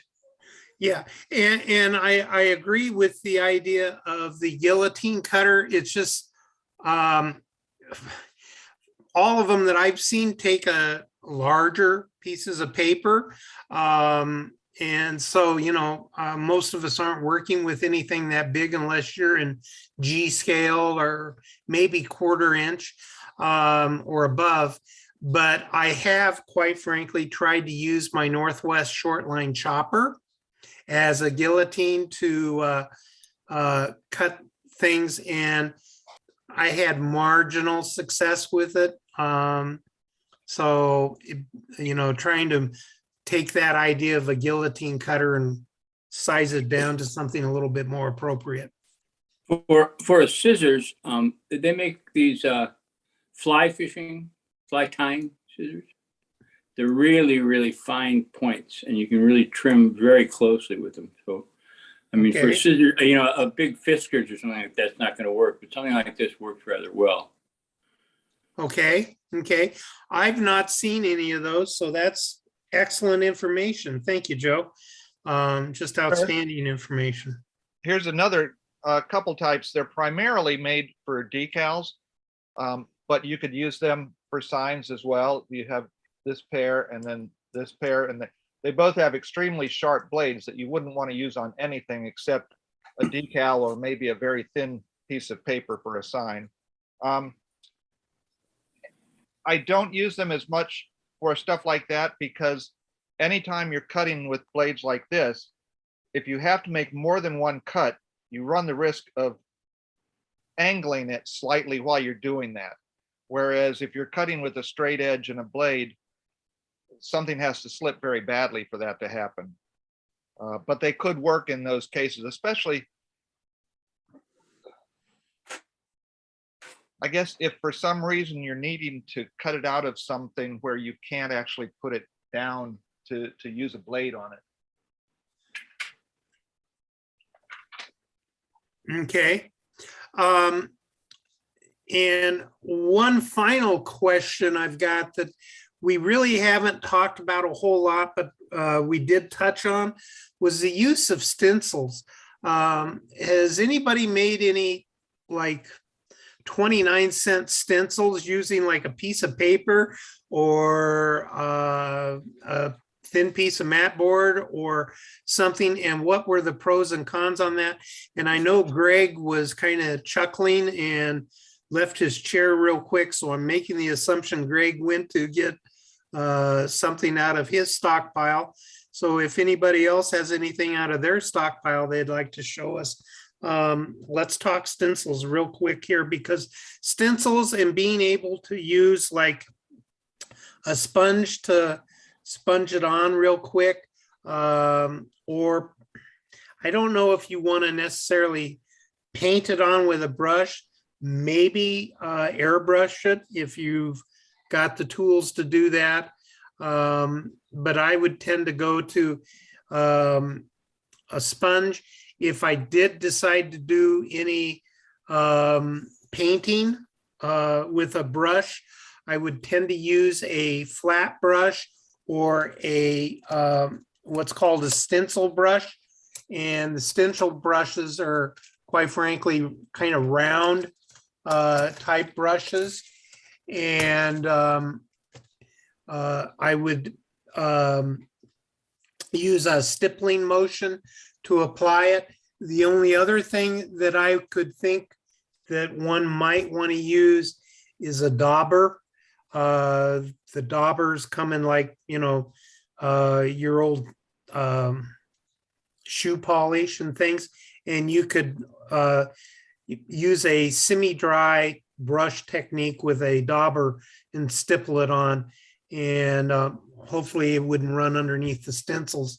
But Greg, what did you manage to grab for us? Well, it's an already finished kit, but if you can see the mail pouch text on that, that was all done with a stencil.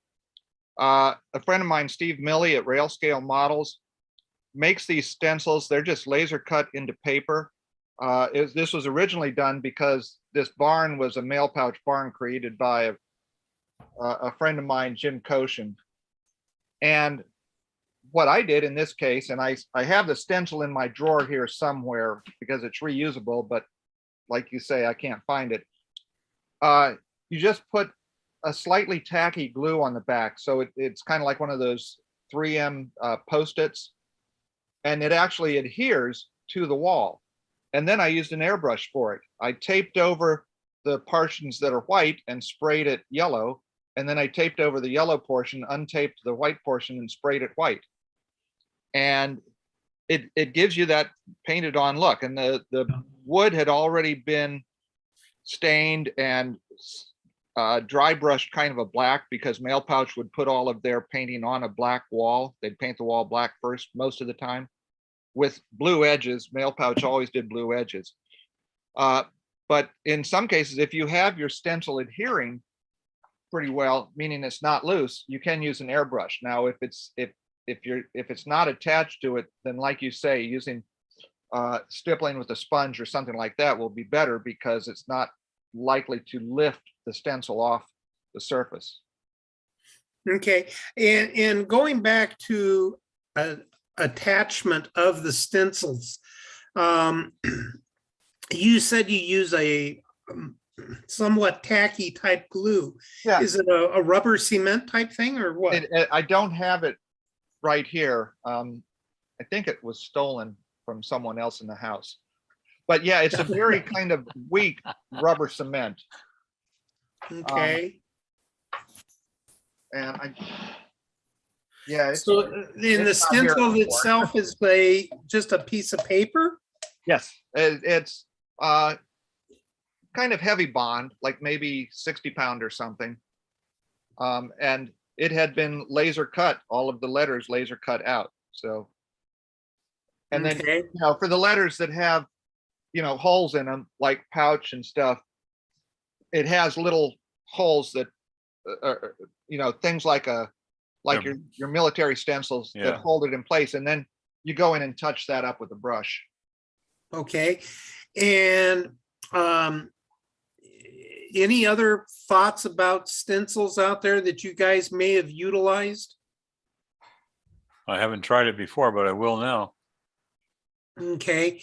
And then one other type of sign that, as we're kind of going through this and thinking about it, is the offset. And when I say offset, I'm talking 3-dimensional type of letters. You can buy like at Michael's and Hobby Lobby, little tiny alphabet letters, even down in the jewelry making areas, they've got these little tiny letters. And you could glue those down temporarily, spray around them or paint around them, whatever you want, and then lift them off and have your color underneath showing through as another option there for a quote unquote stencil. You're just doing it in reverse.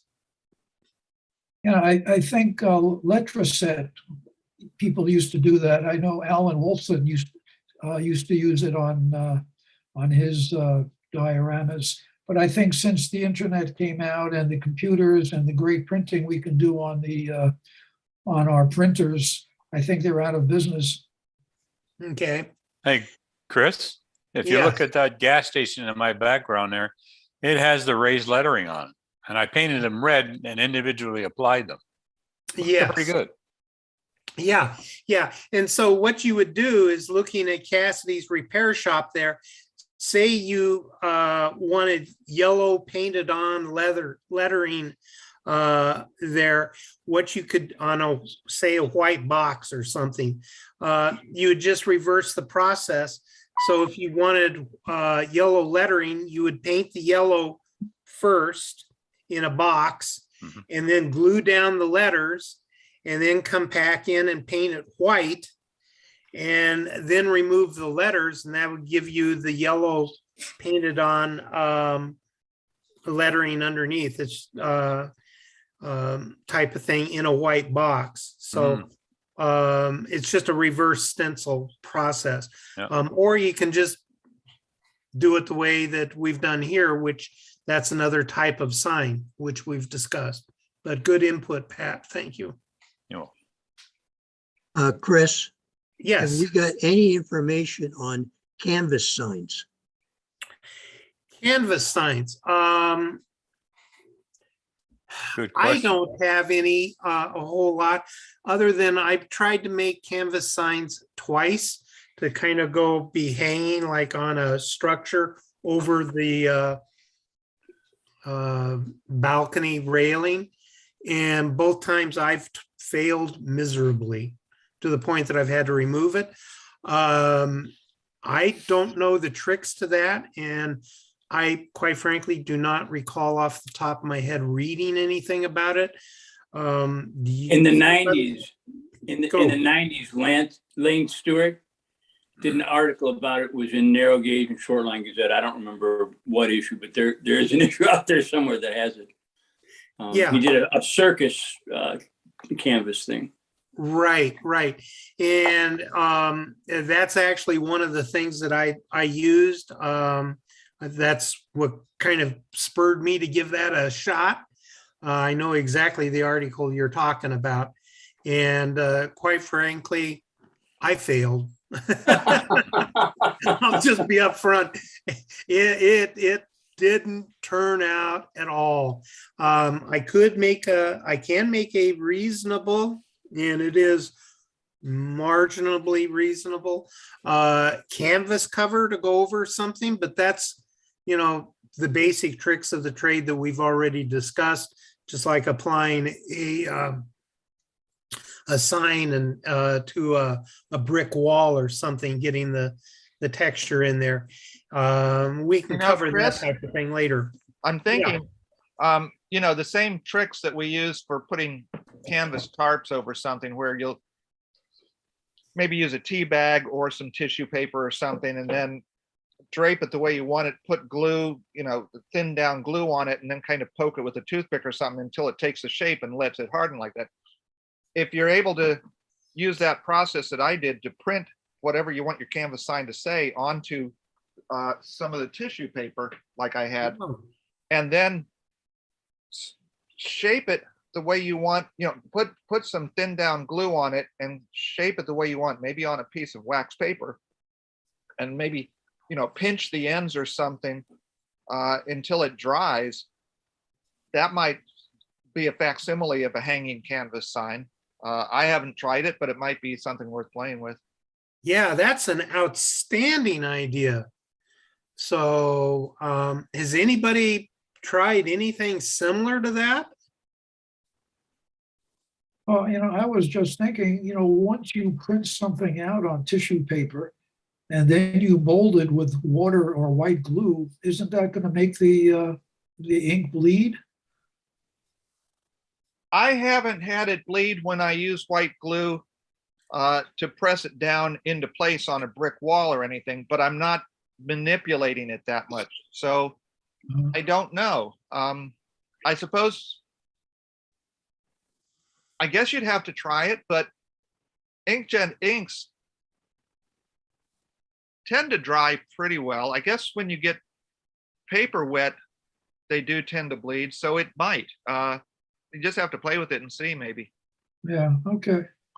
Yeah, I would think that it would almost have to be a wet dry brush glue application to the paper.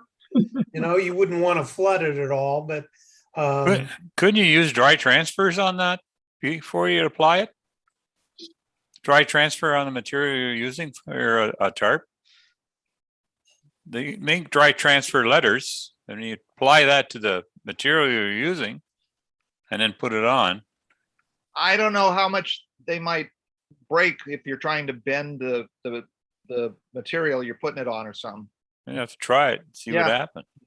yeah. Anything's the game, You make a mistake once, throw it away, start over again.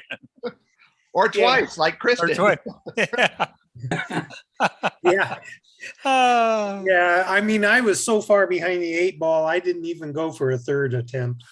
But Greg, I think you have probably nailed it with your idea of printing it out on tissue paper and then creating the sign, at least for HO and potentially O scale.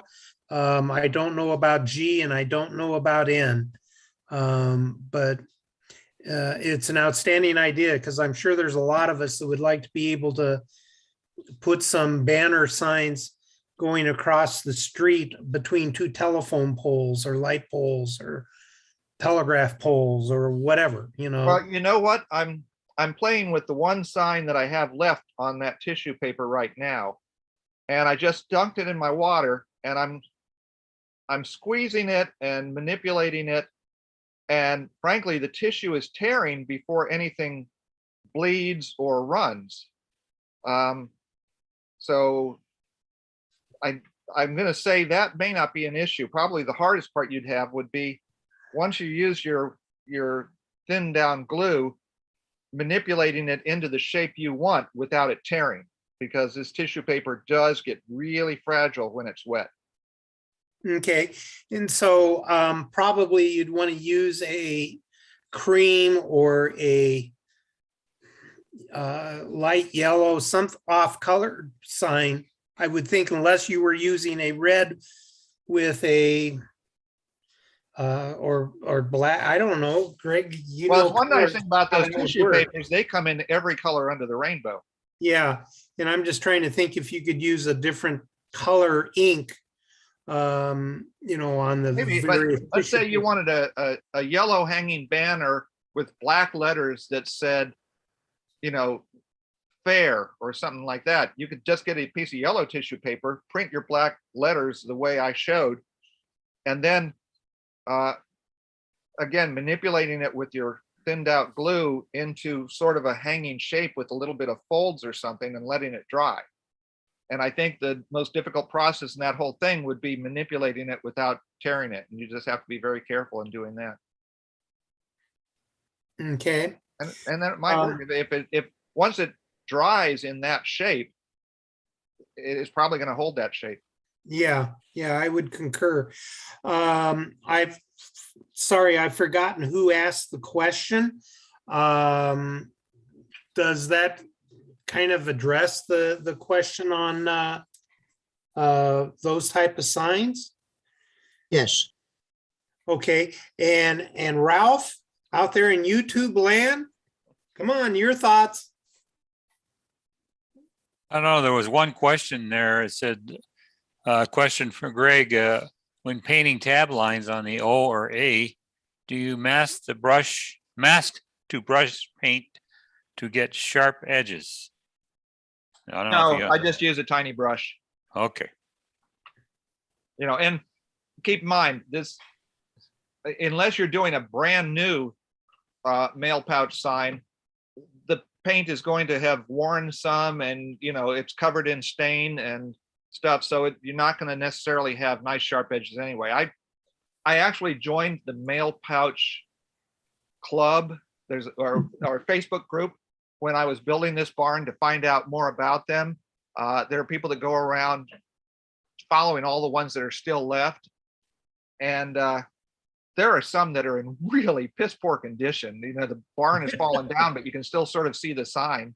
And then there are other ones that have been kept up and redone and look like they're brand new because they basically are.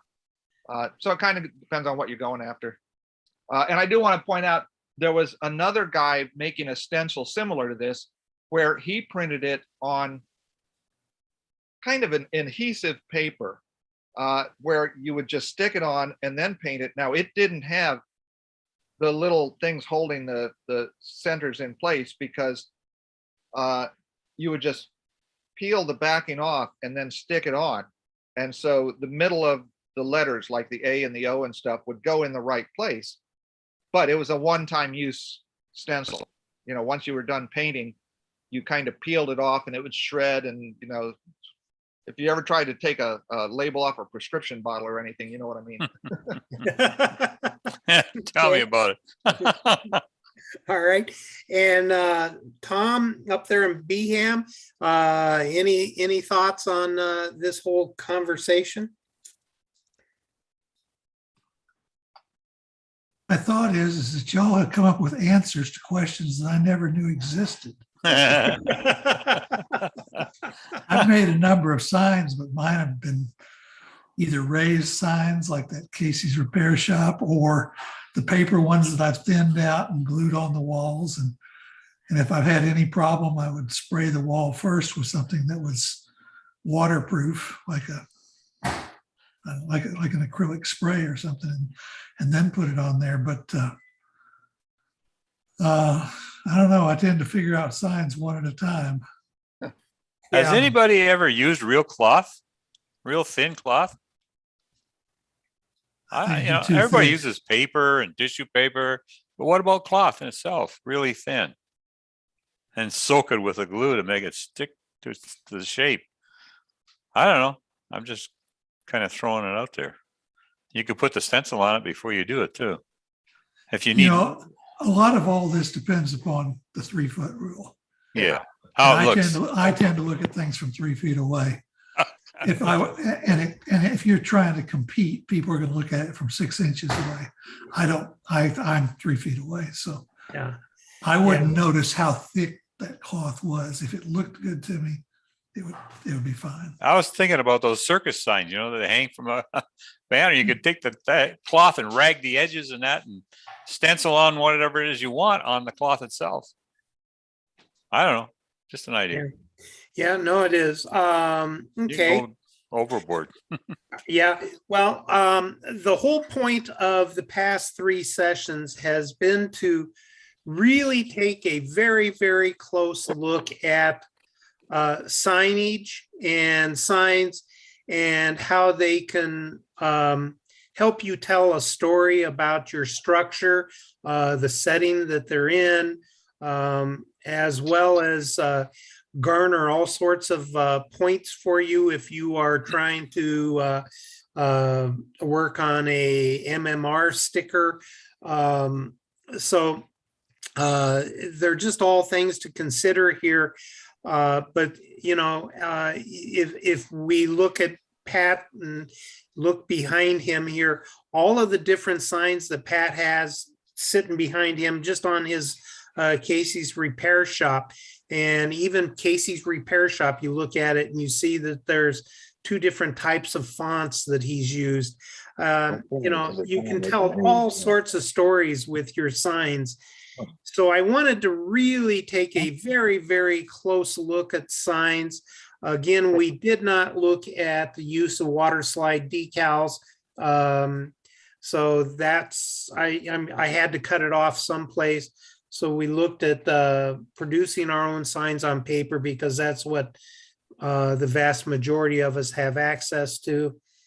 And I'm just going to say, is there any aspects of signage that anybody thinks that we should briefly make a note of here for those few folks that may see us on YouTube and want to delve into the intricacies of signs? I'd say we didn't spend any time, with the exception of Pat mentioning dry transfer letters, of dry transfer signs. And, you know, there are gazillions of them out there. And they kind of are their own beast. You use a burnisher to push it on.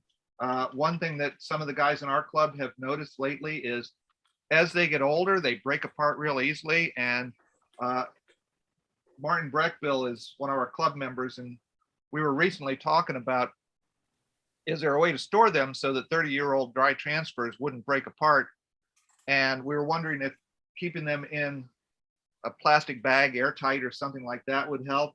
And he says, well, he's just been throwing his in a little cigar type box, and 30 years later, they're still good. So I think it may depend on how the dry transfer was made in the first place.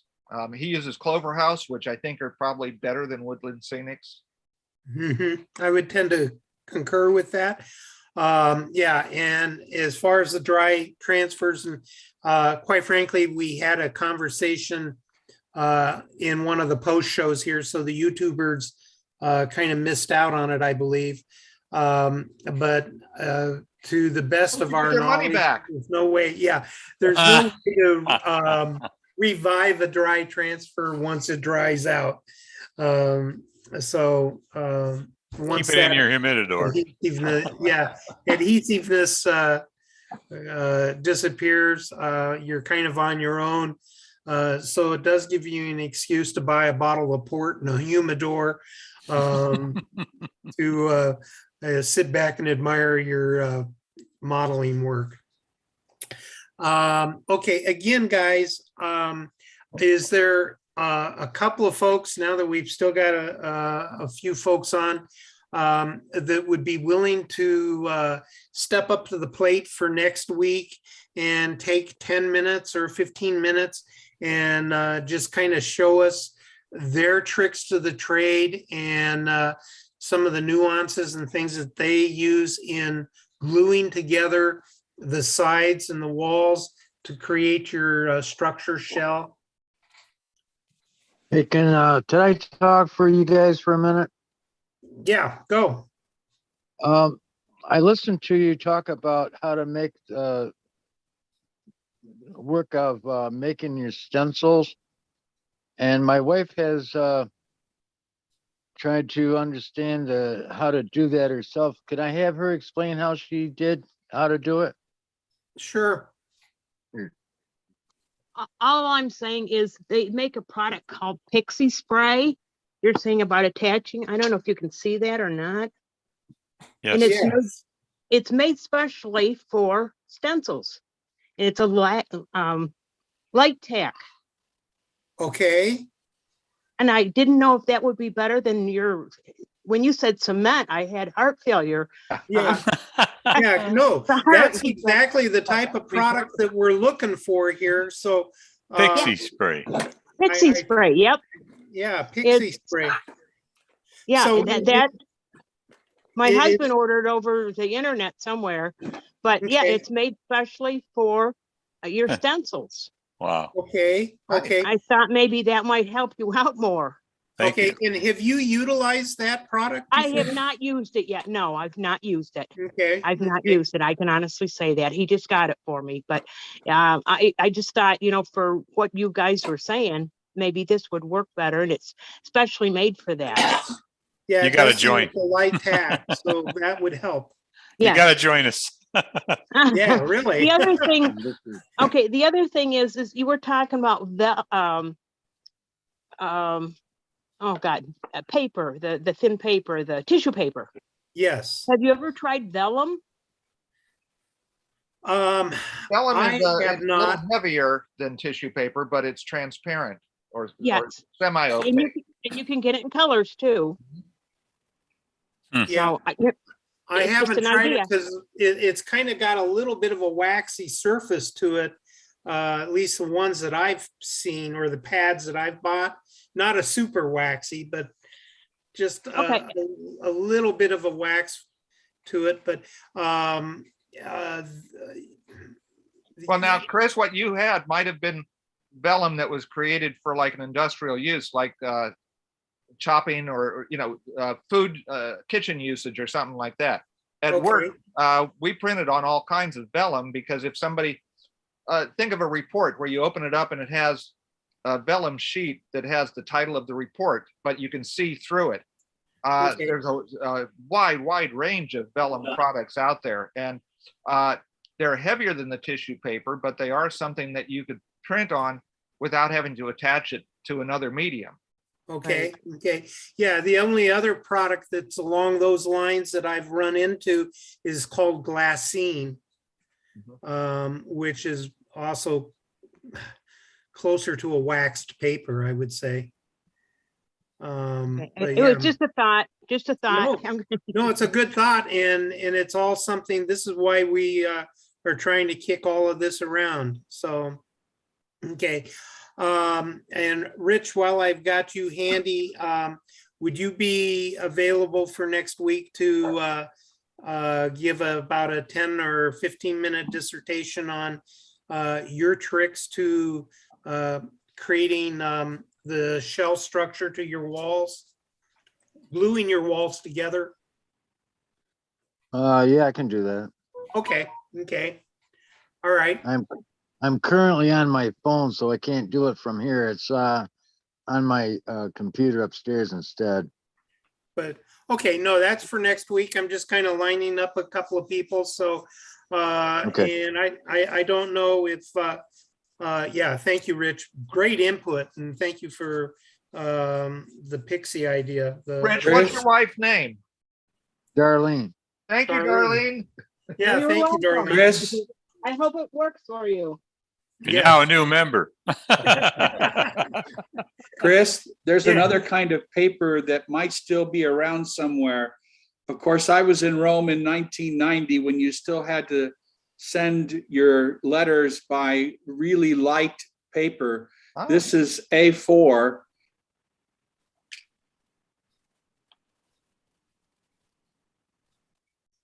It's translucent. You can probably see some of the lines through there that I used to write on to send letters home to my family. Oh, yeah, I remember that stuff as a kid. Yep. It kept you from printing to the other sheet. Yeah.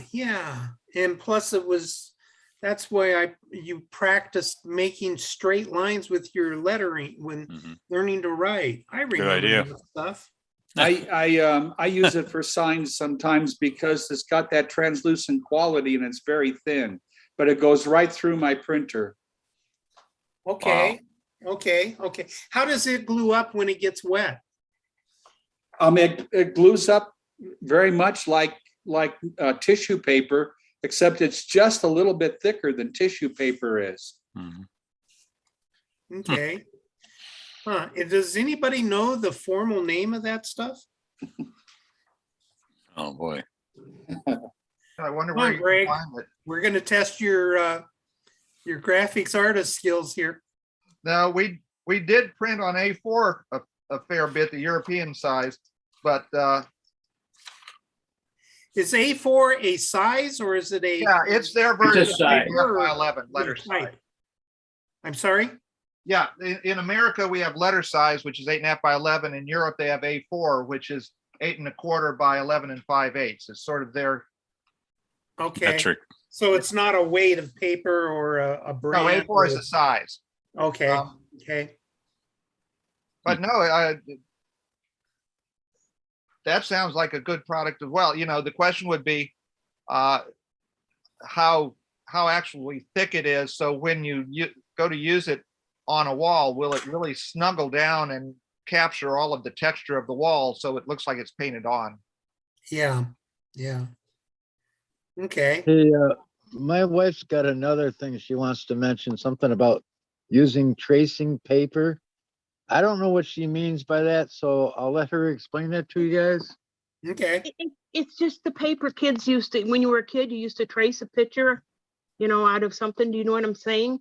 Is that thin enough? Or is it too? It's just an idea. Yeah. It depends on the application of the signs that we're talking about here. I think the tracing paper would be good for more of a sign that if we're putting it into like a mounted sign on like a billboard. Right. Okay. I think that would be more of an appropriate place for that. Okay. It come up to mind and I just remember tracing paper as a kid. Yeah. Yeah. It is an idea though. Okay. We'll have to get her to become another member of this. I already said that. I concur. Thank you. All right. Yeah. Thank you. Thank you, Darlene. Let's see here. And Dan Cohen, we haven't heard from you today. Welcome aboard. Thanks for sticking around. And any last thoughts on signs? Because I know you're a man that knows this subject. Unmute yourself, Dan. He may not be there. I thought he was there. So, okay. Well, all right. All right. Anybody else have any final thoughts on signs before we leave this subject? I've learned so much today. I don't know where I'm going to go. Okay. Then go to YouTube and watch it again. So or drive me up a wall. All right, gentlemen. I have a question here. Okay, shoot. I have this Elmer's clear washable, it's washable clear glue. And I was wondering if anybody has ever used that I haven't used it for signage, and I was just curious if anybody's used that, if it's a good product to use on signs. I have no idea. I cannot answer that question. I'll throw it out to the crowd. Is it kind of a thick or a thin glue? Yeah, I was going to ask the same thing.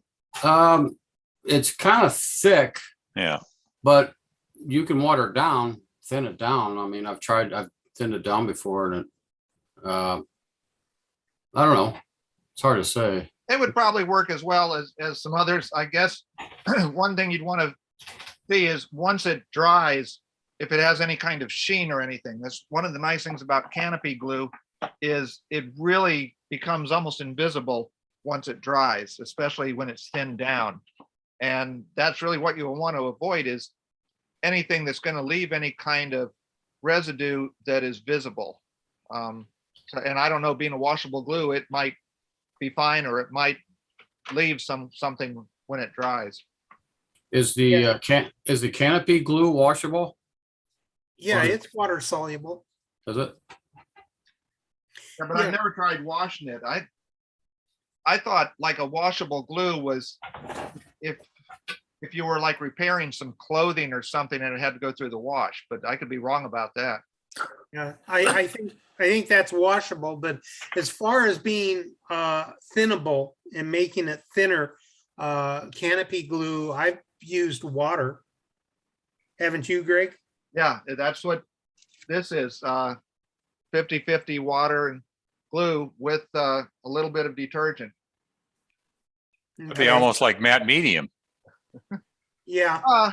Yeah, matte medium, there's so many different water soluble glues out there, white glues. And when you thin them all down, each one's going to be a little bit different in how it dries. I just like working with canopy glue. Yeah, I use the Pacer 560, so I don't know what brand Greg's using. I actually have a new bottle of the Pacer up in my glue bin, and this is what I'm just about out of right now. But 6 of one, half dozen the other. This is Zap. Okay, so they're both similar products, though. And I can't tell the difference between them. Okay.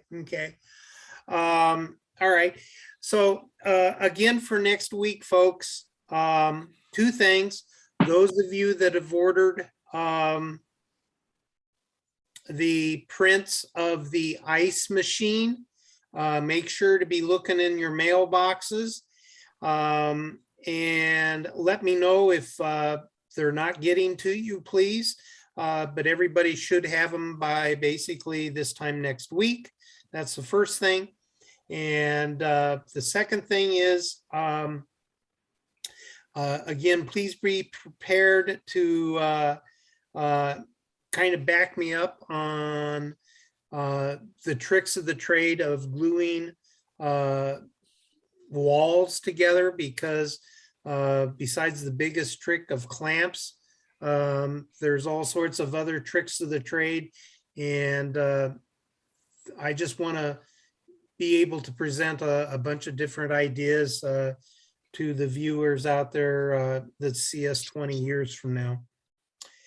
Okay, with that, gentlemen, I'm going to go on ahead and call it an afternoon. Quite frankly, I need to skedaddle because it's my 9th anniversary, and my other half is probably getting restless because I've got a dinner date. So I'm going to go on ahead and wrap her up today. For those of you that are interested, we'll stay on the post show here for just a brief couple of moments and wrap it up. And with that, YouTube land, thank you for joining us, and we look forward to seeing you next week. And Will, if you